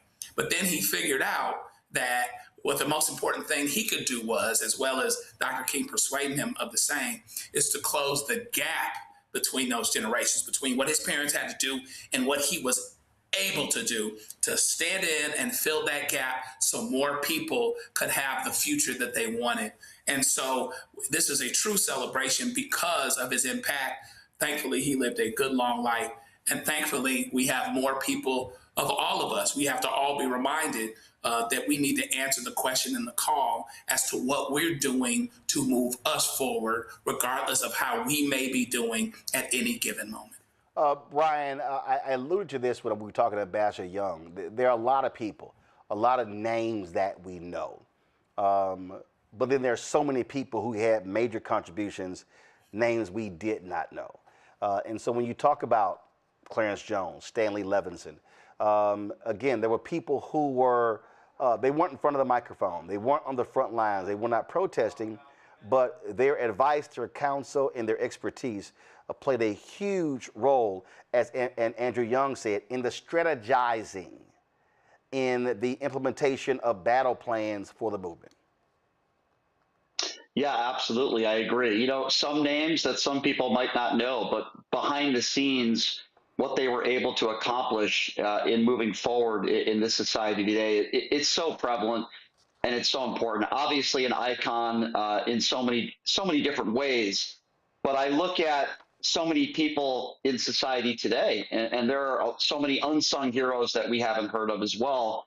But I think no matter what the color of your skin is, you have to ask yourself, what are you doing to help? What are you doing to further whatever movement that you are for? And when you look at Mr. Jones and what he was able to accomplish and the long, great life that he lived, we have to remember that. And moving forward, like I said, it shouldn't matter what color your skin is. It shouldn't matter how old you are. What are you doing to help us further along civilization so that we all can be treated as equals and that we all can have a voice? Certainly that's what Mr. Jones did moving forward, and I certainly appreciate him, and we should certainly celebrate his life. Mustafa? When we come together, those are the words that I continue to have resonate in my brain. You know, when Brother Jones was saying, when we come together, you know, the earth rumbles, you know, the skies open up.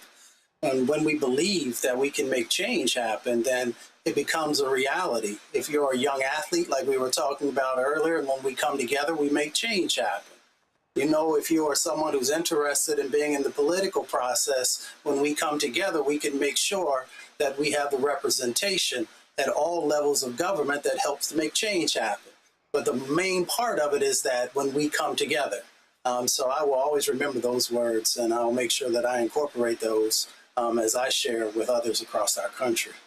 On the night of April 4, 2018, there were conversations that took place. There was this fantastic conversation Tamron Hall moderated with Reverend James Lawson and Congressman John Lewis. The second panel was a conversation with young and old, including Tamika Mallory, Quentin James, Clarence Jones, Gina Belafonte, Reverend Jesse Jackson Sr. There's another gentleman, I do not have his name, April Ryan was a moderator of that. And when Clarence got an opportunity to spoke, let's just say he didn't hold back. I think one of the most important, enduring mandates from the legacy of Martin Luther King Jr. is we have to pause a little bit and pay a little bit more attention to facts. Huh? No fake news. Facts, F-A-C-T-S. Okay. And we have to do that, look at facts within the prism of the history of how we got to be where we are today. Now,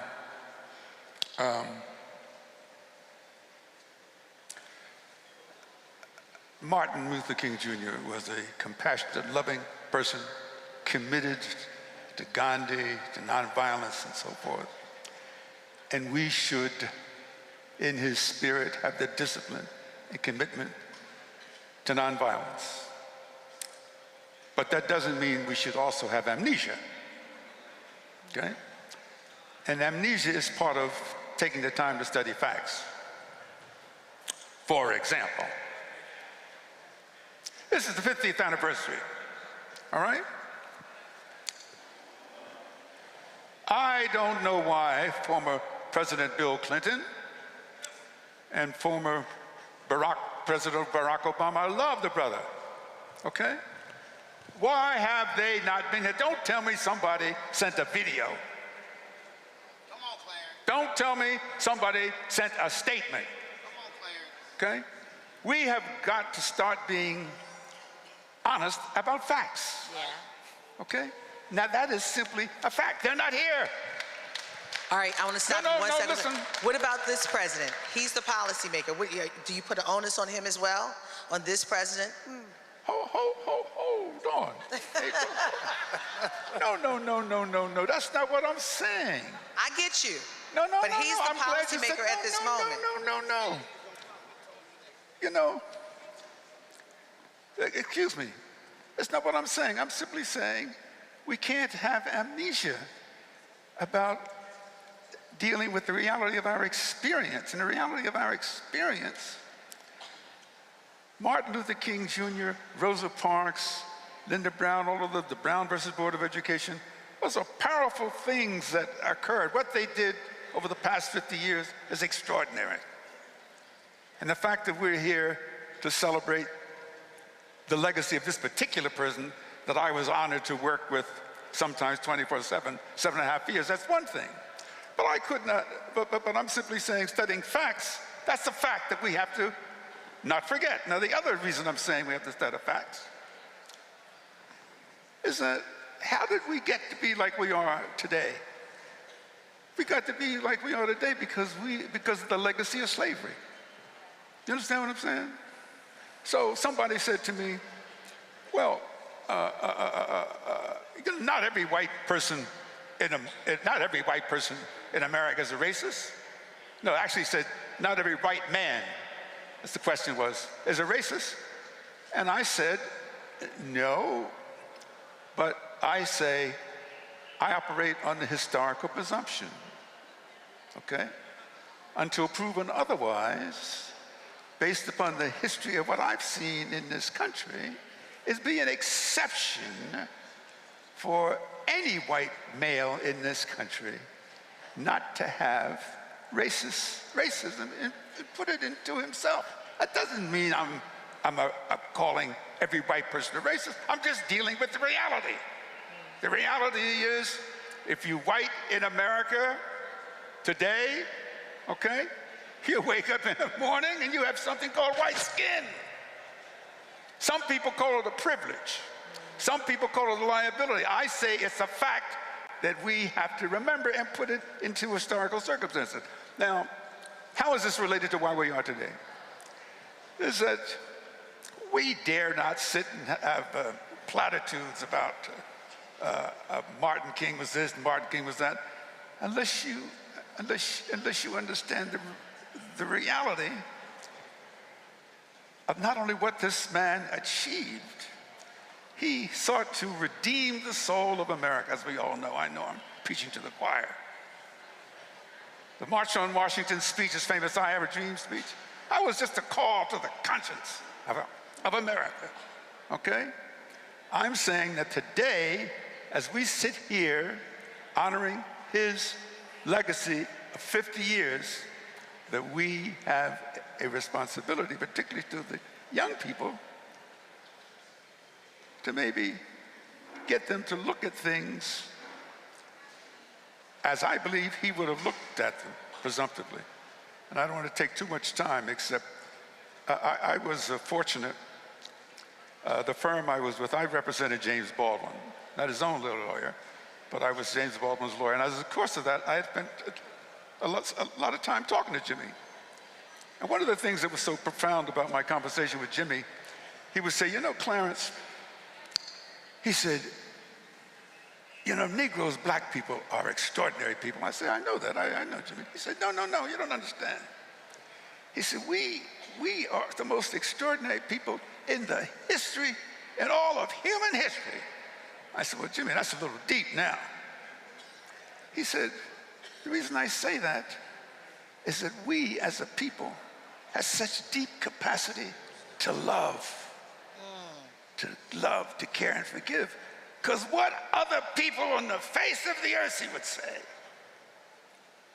would have 240 years of slavery, be enslaved and still have the capacity to love your slave master.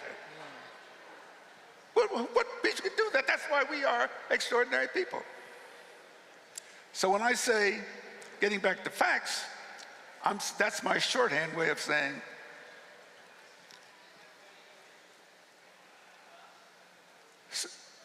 evaluating the history of what happened here 50 years ago until where we are today, and recognizing that Dr. King was a leader of a movement that involved many people of less well-known names. You know the name Abernathy, and you know the name of Jesse Jackson and so forth, but you may not know the name of James Orange, you know? You know the name of James Bevel, of course, but you may not know the name of Jimmy Lee Jackson, or maybe you do, no. You may not know all of those men and women who tirelessly worked to make Dr. King's leadership of the movement to have its success. It wasn't successful because he was a great orator. It was a success because of the courage of Anita Boynton walking across the Edmund Pettus Bridge. Right, that's right. Okay? It was a success. Where's my success is because of Diane Nash. Yeah. Okay? And this icon here, James Lawson. Okay? And that man sitting right there, you know why the Democratic Party got representation before they didn't have it before? Okay? Because of his 1984, because of his election campaign. Jesse Jackson's 1984 and 1988 presidential campaign scared the living bejesus off of the political establishment. Scared that they didn't believe it. Didn't believe it. And so,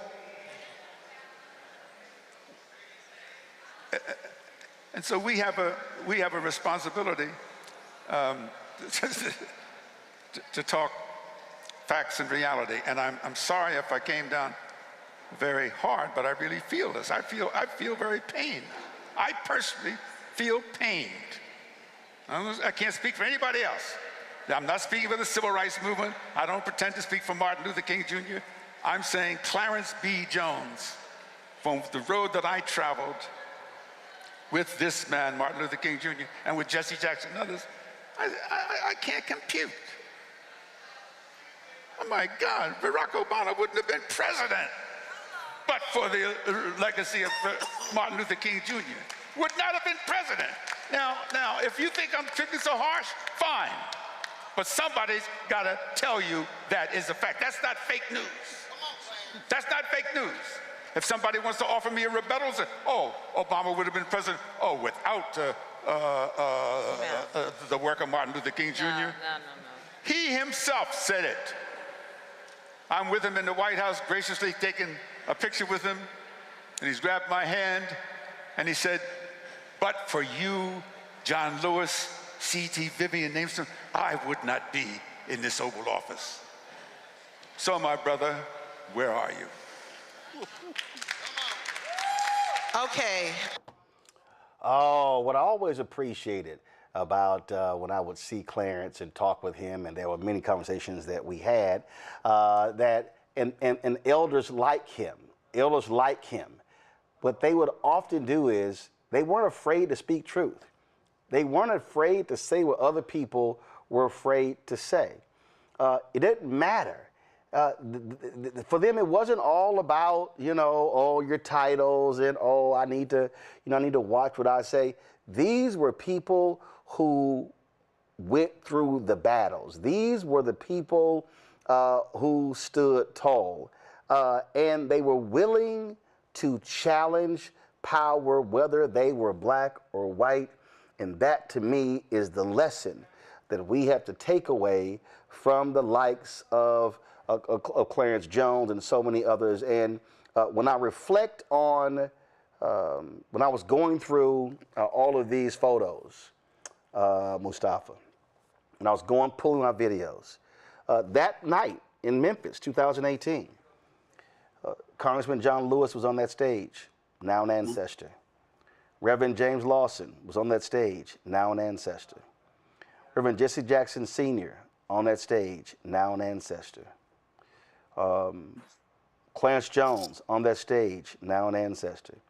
I came across a photo of Bernard Lafayette, now an ancestor. In fact, Reverend Jackson, Bernard Lafayette, Clarence Jones, we lost those three in the last 3 months. Those titans, I mean, when you talk about the people who were closest to Dr. King, the last left is I would say Ambassador Andrew Young. You have Bob Brown in North Carolina. And so what we have to always do is, one, show our love and appreciation for these freedom fighters. But now, and this is why we talk about those athletes now. This is why we talk about the movement now. 30 years from now, we should not only be talking about the names of Clarence Jones and others, but if this generation today does not put in the work, then the names will not be called. When the roll call is made 30 years from now, we're going to have to go back 80 years because the folk today didn't do the work. 100%. I mean, it is about Black excellence. It's about Black integrity, as our brothers shared. It is about doing the work, right? So last night, I was on the phone and we were having some conversations about the folks who have crossed over. And the question became, who are the young lions and who are the young lionesses who are stepping forward? And of course, there are some that we see in the news and in the streets, but others have a responsibility as well. So one, we got to make sure that we're passing the baton, but we also, something has to be inside of you that says, I am going to make sure that my community continues to be uplifted and it continues to move to higher heights. And that takes work, that takes organizing, that takes dedication. And we've got to make sure that, folks understand that, this is not easy. None of this work has ever been easy. Any of those great leaders that you just mentioned and others, they had to put a lot into it, time away from family, health challenges because they didn't focus on themselves. And yes, well, hopefully today, we have better opportunities for folks to take care of themselves, but there is still a price to be paid. And most folks don't want to pay the price. But the price also means that you are a person of integrity, that you are a person of excellence, and you've earned that. So I look forward to the next sets of generations. So many of us work with those folks who are coming up. But we need more because it can't just be a handful of folks. It has to be truly a movement filled with all kinds of folks bringing different types of skills, but it comes back down to that integrity and that excellence, which is really those core elements that will determine if you are going to actually be transformational or not. When we were in Montgomery, Joe, in the aftermath of the Supreme Court Louisiana versus Callais decision, the call was out and they said, we need a new generation of civil rights lawyers. We need a new generation of people who are not just securing the bag in so many areas. Because the battle that we are in today it is a social battle, it is a moral battle, it is a political battle, and it is a legal battle, and we need everybody on the battlefield. It's wonderful to have the privilege to do work actually good for the soul. And so there is something to being able to carry the torch forward. There's so many ways to carry the torch forward, for sure. But fundamentally, people need to be involved. Lawyers need to be involved. Community organizers need to be involved. Educators need to be involved so that truth is actually being taught. There are so many roles for us to play for us to contribute to moving us forward. And so there's no reason why anyone with the mind to do so cannot do so. And what I want to encourage people is not everybody's a civil rights lawyer, and that's okay too. Yep. But there are ways that we can all contribute starting now. And starting is information, conversations in your household, in your domain, in your areas, in your churches, etc., and really moving things forward and aligning with churches, aligning with organizations that truly are moving forward, churches that are actually doing the gospel when it talks about doing justice, not just the gospel about, oh, I'm sitting still and I believe something. Your belief is going to turn into action if it's true belief. And so we have to have an all hands on deck approach to move all of us forward the best way that we can. And this is the time to do it. There's never been a more urgent time in our lifetimes. Brian, when I think about Andrew Goodman, Michael Schwerner, when I think about Viola Liuzzo, when I think about James Reed, William Lewis Moore, I mentioned Stanley Levinson. There were others. There were folks who were white who were engaged in this movement. When we think about those freedom workers as well, and there were some folks who said, man, no, don't have these white students come down here because if one of them gets killed, it's going to all come down on us. The moment we're in right now, and this is what I've been saying as we are embarking on Freedom Summer 2026, Freedom Fall 2026, where the goal is to register as many black folks as possible in the country, especially in the South, that there are white folks who need to be registered as well. And what I've said to white Democrats, white politicians, white progressives, don't just come to our marches and give speeches.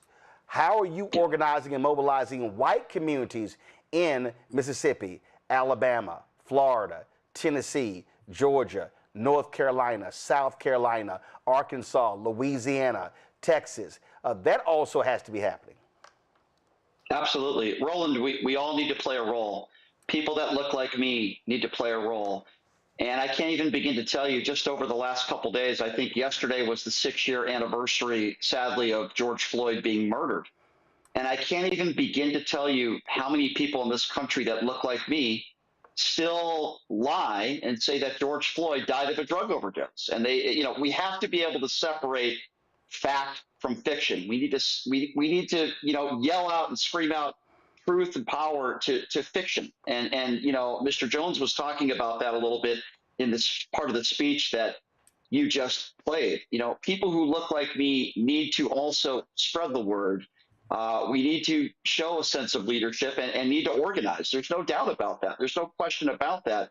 And for people out there that think that their opinions aren't being heard, well, guess what? Rise up. Speak up.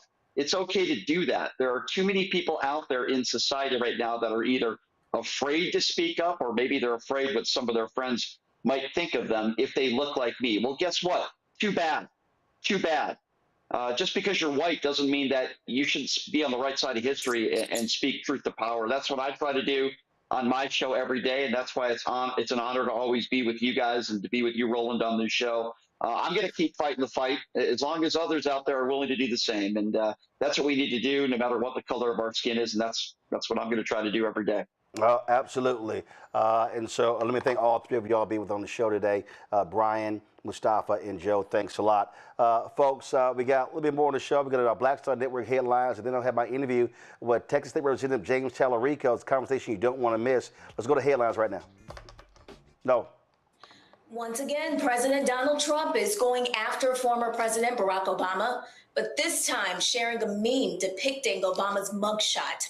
On Sunday, Trump reposted the AI-generated image on his social media platform showing the 44th president holding an arrest place card reading Barack Hussein Obama as part of a Brady Bunch-style grid. The picture includes 7 other people, such as Obama's former cabinet members, Susan Rice and Valerie Jarrett, and former FBI Director James Comey. Trump wrote, "This is bad. Sick group of people, very destructive to our great nation, caused tremendous damage through weaponization." Trump has repeatedly endorsed or amplified the idea of Obama being arrested on social media. And earlier this month, he reposted an unsubstantiated Democrat election interference claim that ended with "arrest them all, but first, Barack Obama." The Trump Justice Department is now deleting hundreds of press releases tied to the January 6th rioters from the DOJ website. The DOJ defended the move on social media, saying it was proud to reverse the DOJ's weaponization under Biden administration, claiming it was removing what it called partisan propaganda. Trump and his allies continue to reframe the January 6th defendants as victims instead of people being charged with attacking the U.S. Capitol. On his first day in office, Trump issued mass pardons for the rioters, and since then, FBI agents and DOJ officials connected to those investigations have reportedly been dismissed or fired. The administration is facing backlash over a controversial $1.8 billion so-called anti-weaponization fund that critics say could financially benefit the insurrectionists. Multiple lawsuits have been filed against the administration over the fund, including one from Capitol Police officers who say taxpayer money could end up financing the same extremists who attacked law enforcement on January 6th. And the Supreme Court is refusing to intervene in a discrimination lawsuit led by former Black Miami Dolphins head coach Brian Flores against the NFL. Well, this move allows the case to proceed toward trial. The justices rebuffed an appeal from the league, which wanted the case handled through its arbitration process rather than open court in New York. Justice Brett Kavanaugh dissented from the decision not to hear the case. Flores sued the league and 3 teams in February of 2022, alleging the league was rife with racism regarding its hiring practices when it comes to Black coaches. He was later joined in the lawsuit by fellow Black coaches Steve Wilkes and Ray Horton.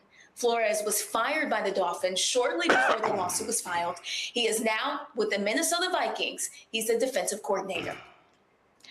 Pharmaceutical company Eli Lilly has filed a civil lawsuit against several individuals affiliated with Memphis, Tennessee's Church of God in Christ and a network of pharmacies alleging a drug rebate fraud scheme.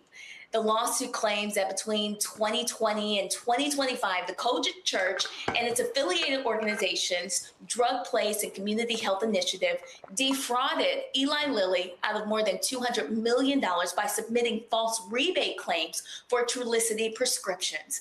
The church has denied any involvement in the alleged fraud and has said it's cooperating with the investigation. Eli Lilly is now seeking an injunction, restitution, and additional damages. 5 consecutive years of growth in enrollment at Maryland's Morgan State University are paving the way for new housing at the HBCU. State officials have approved new leasing agreements, adding over 300 student beds starting in the fall of 2026. Morgan State University says the expansion is a key part of its long-term housing strategy, reflecting its commitment to supporting student success and community growth. Having already added more than 1,800 beds through recent projects, the university hopes to house more than 5,400 students by the fall of 2026, representing more than 46% of the student body. Plans for additional housing upgrades are scheduled for the fall of 2028. And the jazz world is mourning the loss of legendary tenor saxophonist, 95-year-old Sonny Rollins. Rollins died Monday afternoon at his home in Woodstock, New York, according to his longtime representative, Terry Hitt. He released more than 60 albums over 7 decades, including the groundbreaking 1956 classic saxophone Colossus. He also earned acclaim for albums like Way Out West and The Bridge. Rollins continued performing well into the 80s before retiring in 2014 due to health issues. And throughout his career, he earned 3 Grammy Awards, Kennedy Center honors, and an honorary doctorate from the Juilliard School. Former President Barack Obama honored Rollins twice in 2011, presenting him with the National Medal of Arts and later celebrating him at the Kennedy Center honors at the White House. Folks, don't forget to watch The Breakdown, Brittany Noble, every day, noon Eastern, right here on the Black Star Network. Again, The Breakdown, Brittany Noble, every day, noon Eastern on the Black Star Network. It is Election Day. Polls have closed in Texas today, where, of course, on the Republican side, you have U.S. Senator John Cornyn going against Texas Attorney General Ken Paxton for the United States Senate. Whoever wins that race is going to face Texas Representative James Tallarico for the United States Senate. I had an opportunity to catch up with him last week. Here is our conversation. Representative Tallarico, glad to have you back on Roland Martin Unfiltered. Let's jump right into it. What do you make of Donald Trump endorsing Ken Paxton, especially in light of this unbelievable, shocking plea deal his office cut with this man who sexually molested a boy, only getting a day in jail? You know, I was part of the bipartisan majority in the Texas House of Representatives that voted to impeach our corrupt attorney general, and more of his corruption is coming to light.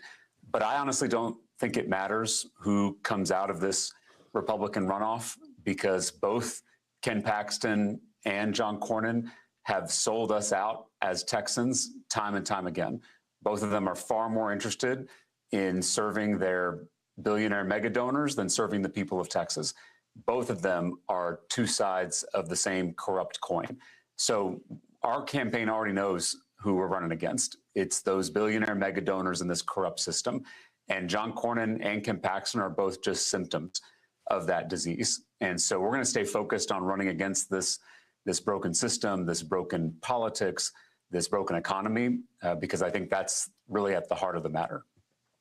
You talked about corruption, and New York Times is reporting Trump's Commerce Secretary Howard Lutnick gave $5 million to House Republicans right before he testified regarding Epstein.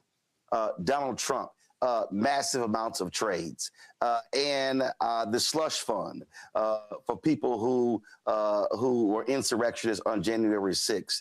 And I'm sitting here going, okay, Cornyn, Ted Cruz, all you law and order people, where y'all at? I mean, it is amazing how Republicans in the House and the Senate are completely silent, missing in action over what is blatant corruption by this administration. Trump's sons becoming partners in the companies that are getting billions of dollars in defense contracts. I mean, the raping and pillaging of the American Treasury is just astounding.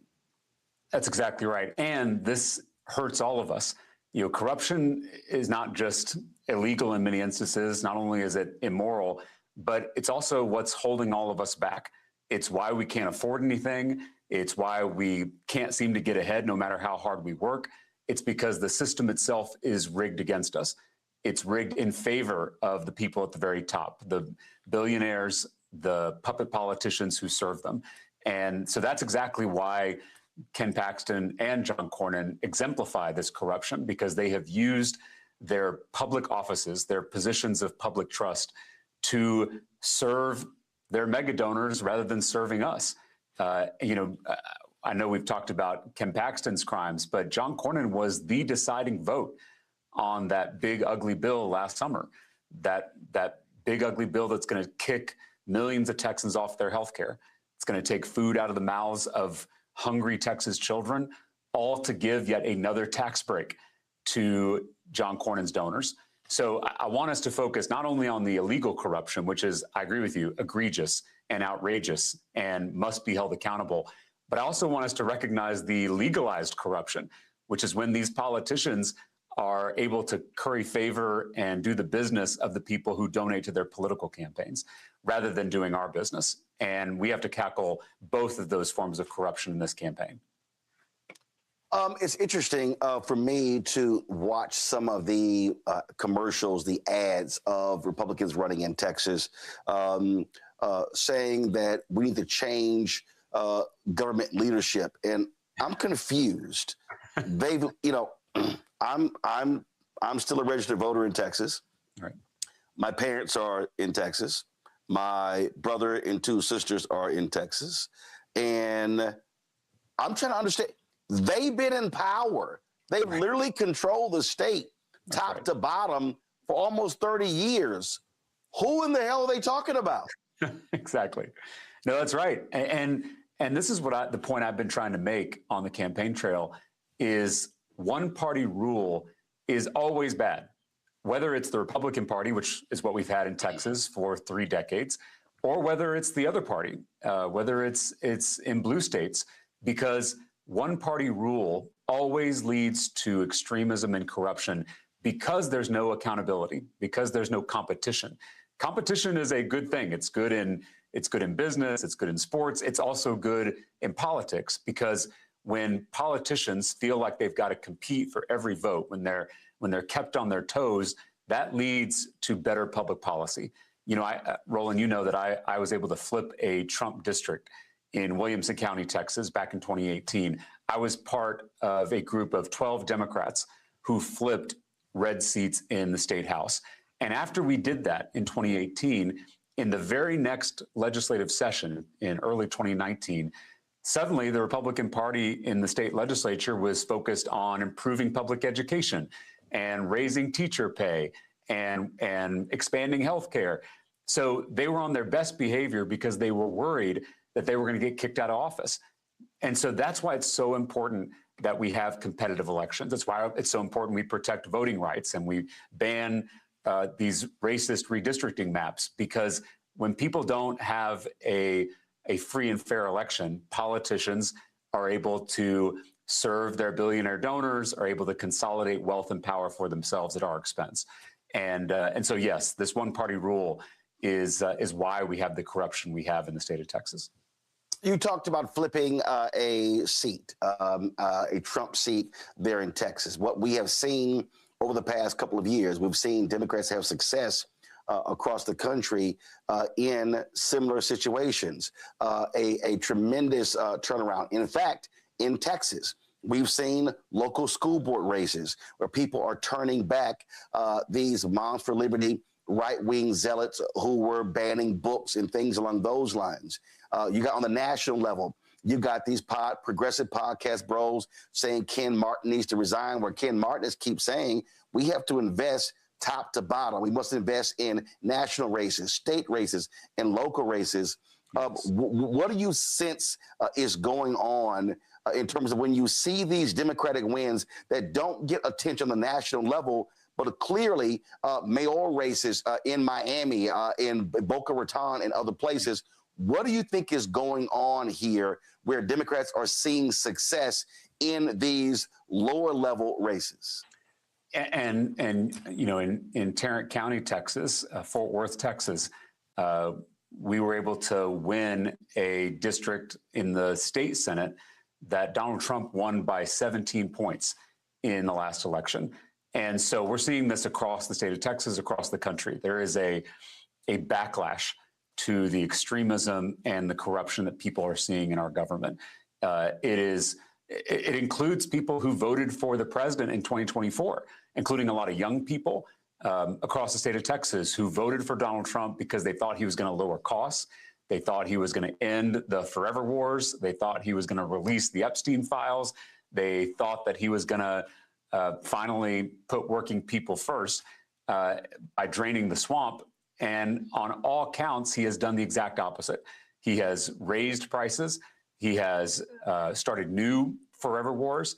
He has, done his best to keep the Epstein files redacted and hidden, and he has gone further and made the swamp even bigger in Washington, D.C. And so people are feeling disillusioned, and it's incumbent upon me as the Democratic nominee in this race. It's incumbent upon our campaign to try to build a big enough coalition of energized Democratic voters and people who are feeling disillusioned on the other side. That's exactly how we won that state Senate seat in Tarrant County, and I think it's going to be how we win this U.S. Senate seat in Texas in November. Obviously, you have to put together a broad coalition. Democrats have not fared well in these Senate races. The closest they got was Beto O'Rourke against Ted Cruz, where he got within 2.5 points of winning. We see in Texas has the most eligible black voters for any state in the country. We are seeing where Latino voters angry with what has been happening with ICE and other policies that have been trending back towards Democrat. And so in terms of, so how are you attacking this knowing full well you have to put together a coalition, a significant black turnout, significant Latino turnout, as well as getting a white turnout, knowing full well that you've had Republicans that have dominated among white voters? You're exactly right. We have to build a big tent. We have to have a big coalition if we're going to pull this off, if we're going to win Texas. And I've experienced doing this. You know, we talked earlier about how I flipped a Trump district in Williamson County, Texas in 2018. And in our district, we had historic black turnout. We had historic Latino turnout. And we were also able to peel off Republican voters who were feeling left behind by the Republican Party. And we did all those things, and it added up to a 51% coalition, enough to win the seat. And we're going to do that statewide.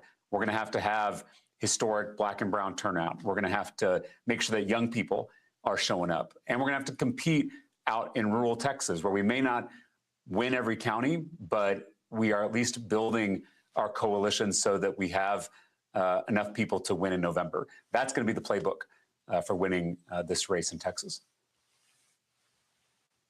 Obviously, when it comes to black voters, you ran against Congresswoman Jasmine Crockett in the primary. You beat her in the primary. And look, there's going to have to be work there to get her supporters to back your candidacy.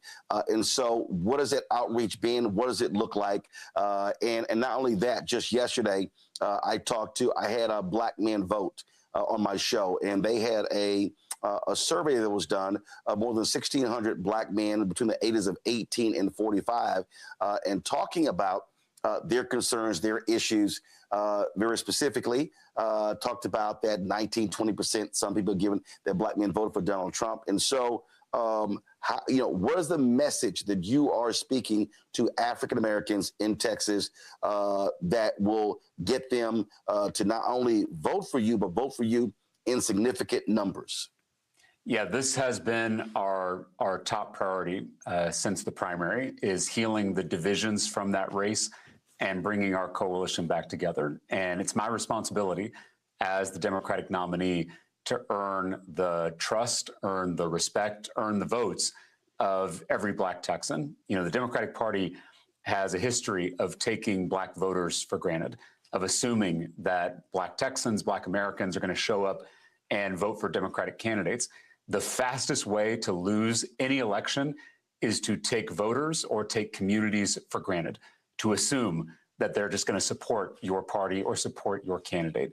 And our campaign is doing the exact opposite. I am out there treating every black voter as a swing voter, The same is true in the Latino community. The same is true with young people. We are, as a campaign, actively showing up, listening to, investing in Black communities. And I've been honored to worship in Black churches across Texas. I've been honored to meet with Black elected officials and Black community leaders across the state. We did a tour of our HBCUs. We held a town hall at Prairie View A&M, and then I was honored to give the commencement address at Paul Quinn College, the oldest HBCU in Texas. And so we've got a lot more work to do, but this is the priority of our campaign at the current moment. Speaking of that Black Men Vote poll, economics, entrepreneurship jumps out. There in Texas, you had Republicans that got rid of the Texas Hub program. That was actually put in place by Republican Governor George W. Bush. That was highly successful, and Greg Abbott and Dan Patrick, they gutted that, and that's denying economic opportunities for African Americans. In the last year, Biden-Harris, Black African Americans got $10 billion in federal contracts, only 2%. But it was also a record number. Well, under Trump, that's now gone down to 1.2%.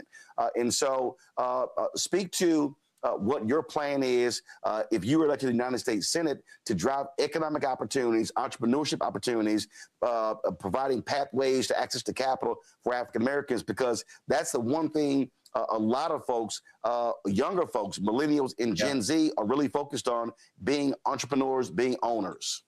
That's exactly right. And it's getting so hard to do that. I had a roundtable with Black business leaders in the Dallas-Fort Worth area, and I heard directly from Black business owners about the pressures from this new tariff regime that's making it even harder for small business owners. You mentioned the HUB program being eliminated. That has also added extra burdens and denied a lot of young Black entrepreneurs from getting the capital that they need. And so, yes, this is a major concern that I'm hearing across the state. It's something I care a lot about because, as you know, when Black businesses are successful, our Black communities are successful. And they are actively, our current leaders in the state of Texas and nationally are going after our Black businesses. They're also going after HBCUs. Something I heard a lot about at Prairie View A&M was the disparity in funding between HBCUs and institutions with similar percentages of low-income students. And so we are actively preventing young Black Texans from achieving their fullest potential, from giving the gifts that they were created to give. And as an educator, as someone who started his career in public service teaching Black and brown students on the west side of San Antonio, this is deeply personal to me. These are my students that are out there struggling to get a degree or start a business, and our government, our public policies are holding them back. And it's why I think we need a teacher in the U.S. Senate. We need a champion for all Texans, for all of our communities, representing us in the halls of power in D.C. You mentioned earlier the racist gerrymandering that's going on, voting rights as well. We see the attacks on the Voting Rights Act. And so Texas was ground zero for Donald Trump stealing 5 seats that led to this battle that's going on all across the country. And so how are you making the case to voters? Because one of the things, because what I keep saying is that you can't just talk about losing political power. What you have to talk about is that when you lose political power, when you go from 4 African-American members of Congress in Texas to 2, that's loss of millions and billions of dollars flowing back to communities because if those are Republicans, they're not going to have the same agenda as Democrats, especially Black Democrats, for Black communities. That's exactly right. It's not just political power. We also lose economic power. These two things are inextricably linked. It's why last summer, I, along with my Democratic colleagues in the Texas House, broke quorum to shine a national spotlight on these racist redistricting maps that systematically dilute the voting power of Black and brown Texans. And because we did that, we got a lot of heat. We were threatened with removal from office. We had bomb threats and death threats. But by taking that extraordinary action of breaking quorum, we shined a national spotlight on this racist redistricting scheme. And in the process, convinced California and Virginia and other states to join this fight and cancel out the gains made with these racist maps. And so I'm so thankful that the nation is paying attention to this issue finally, because it is at the heart of this systematic assault on our democracy, on the American experiment. Again, I believe that these rights at the ballot box are not given to us by politicians. They are God-given. They are inherent to every single human being. And it shouldn't matter the color of your skin or the zip code that you're born into. All of us have the right to shape our own destinies, to make our voices heard in this democratic process. And that's what's at risk here. And when our voices aren't heard, then we are locked out of power, both political power and economic power. And so I've said that the first bill that I want to file when we win this seat in the U.S. Senate is a national ban to end gerrymandering once and for all in every state in the union, whether it's a red state or a blue state. I've also said that we should pass the John Lewis Voting Rights Act. We got to do these things at the very beginning. There are a lot of issues we face, education and healthcare and jobs and the economy, all critical issues. But none of those things are going to get better until we pass comprehensive political reform, until we fix the system itself.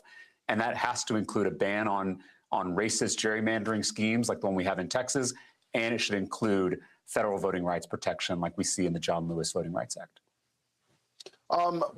Housing is a critical issue.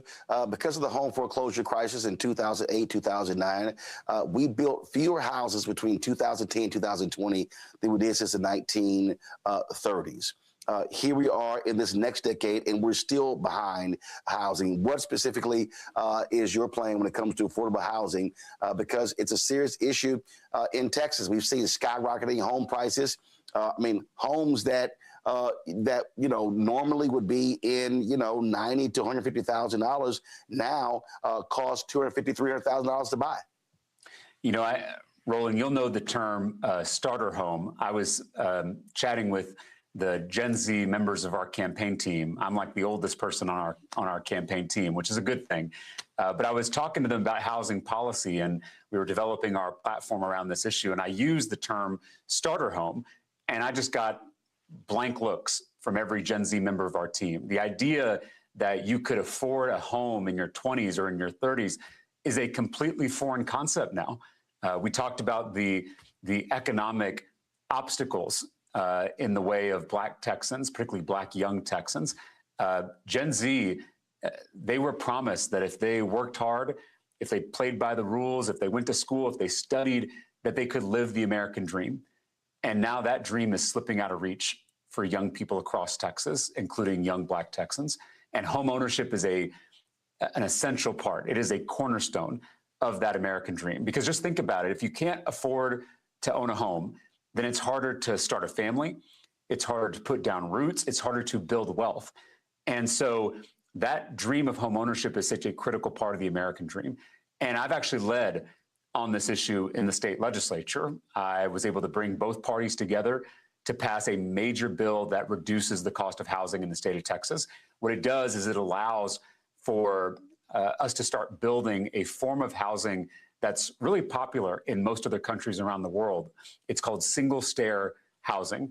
But here in Texas, our outdated building code requires that new housing developments, whether they're apartments or condos, have 2 stairwells. They say it's for fire safety, but nowadays there are plenty of ways with sprinklers and alarms to keep people safe in a complex that has 1 stairwell. And so what we did is we passed a bill to repeal that outdated part of the code. Now Texas is starting to build single stair housing complexes, which is going to dramatically reduce the cost to build these new housing units and hopefully increase the supply. Because ultimately that's got to be our goal, is building more supply. And sometimes that's going to mean repealing parts of the building code that are outdated and unnecessary and overburdensome. And it's going to require things like zoning reform to ensure we have more inclusive zoning in our cities, that we eliminate the vestiges of redlining and therefore make it easier for folks to live in the neighborhood of their choosing. And so I think if we do all those reforms, zoning reform, outdated building code, increasing the supply, then we can make homeownership a dream that's achievable for everybody. Food prices.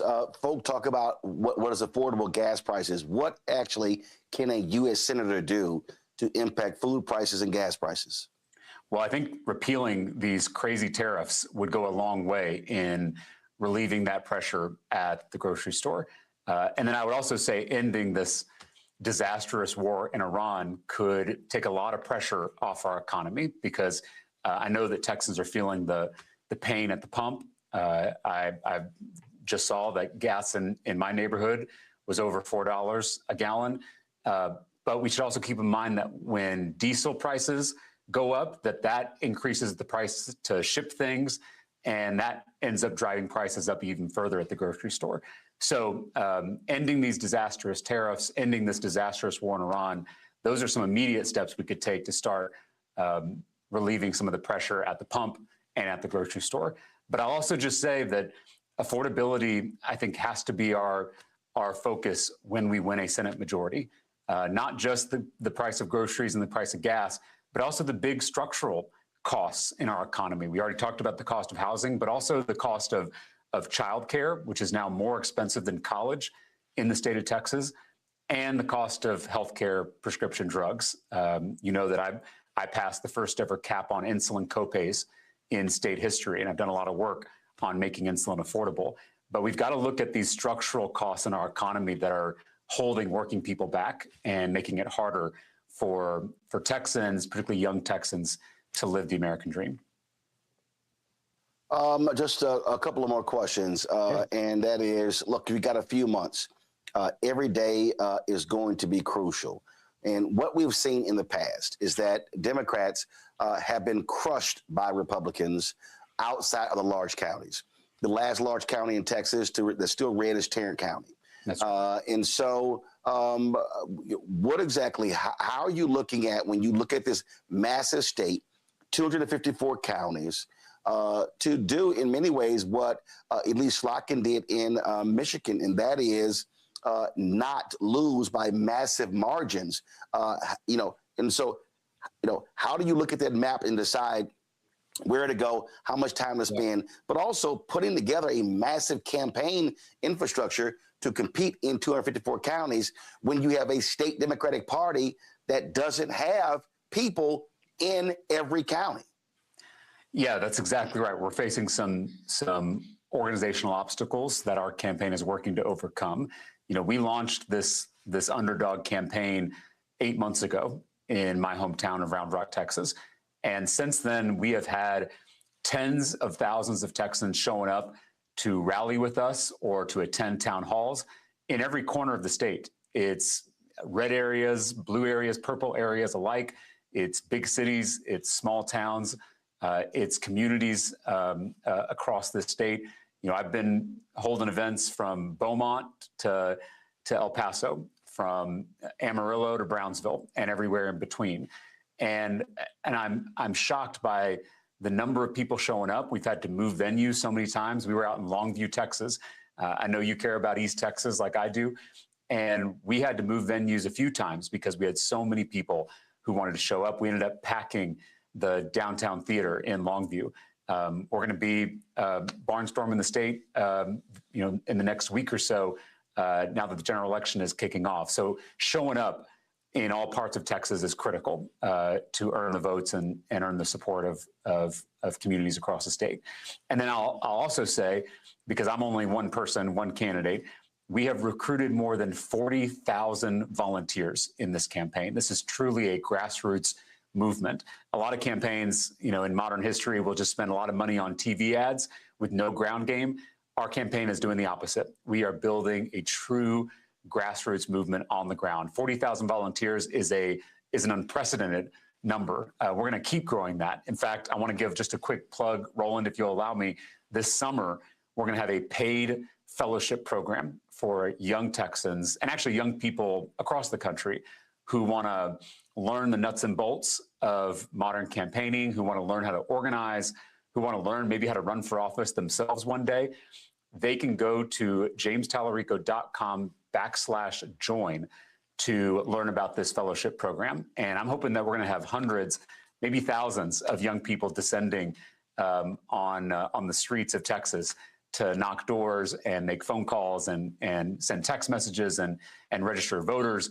It's going to take a true grassroots movement to pull this off. And then the last thing I'll mention is Texas is an expensive state. And so if you're going to reach everybody, you've got to have the resources to do it. And I am so proud that our campaign has already shattered grassroots fundraising records, all without taking a dime from corporate PACs. This is a people-powered movement that we're building. And we've got more than 500,000 people who have given $5, $10, $15 at a time.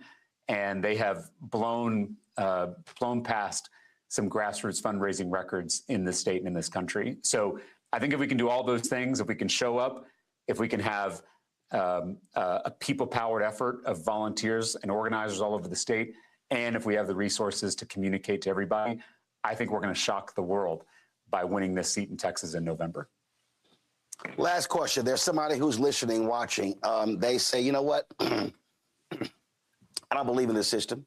I don't believe my vote serves any purpose. It has no value. And they will choose to sit on the couch. What do you say to that person to convince them why they need to be actively engaged in this election and why they should vote for you?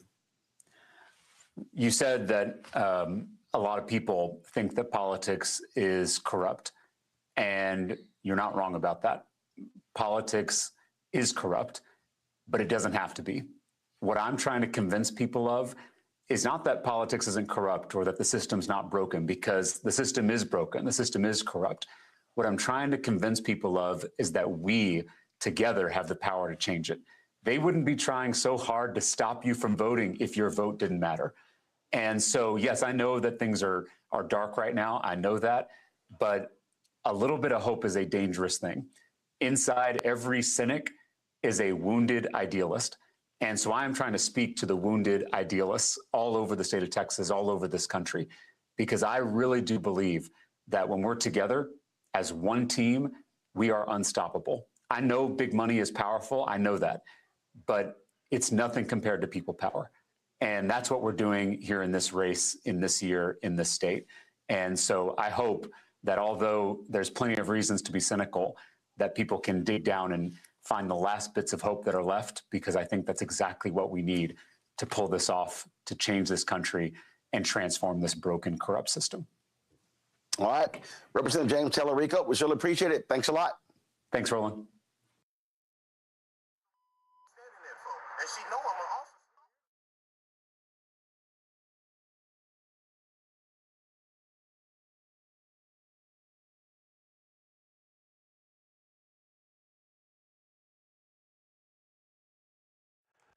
All right, folks. That was my conversation with James Tallarico.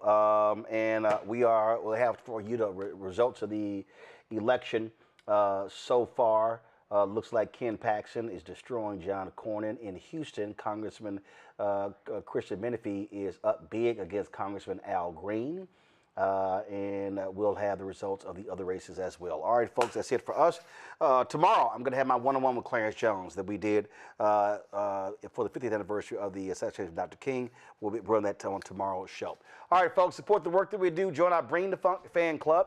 If you want to contribute, please do so via Cash App. Use the Stripe QR code. You see it right here. Checks and money order. Make it payable to Roland Martin Unfiltered, P.O. Box 57196, Washington, D.C. 2003 7-0196. PayPal's R. Martin Unfiltered. Venmo RM Unfiltered. Zelle.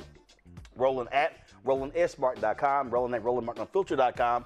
Download the Black Star Network app. Apple phone, Android phone, Apple TV, Android TV, Amazon Fire TV, Roku, Samsung Smart TV. Be sure to get our Roland Martin Unfiltered swag.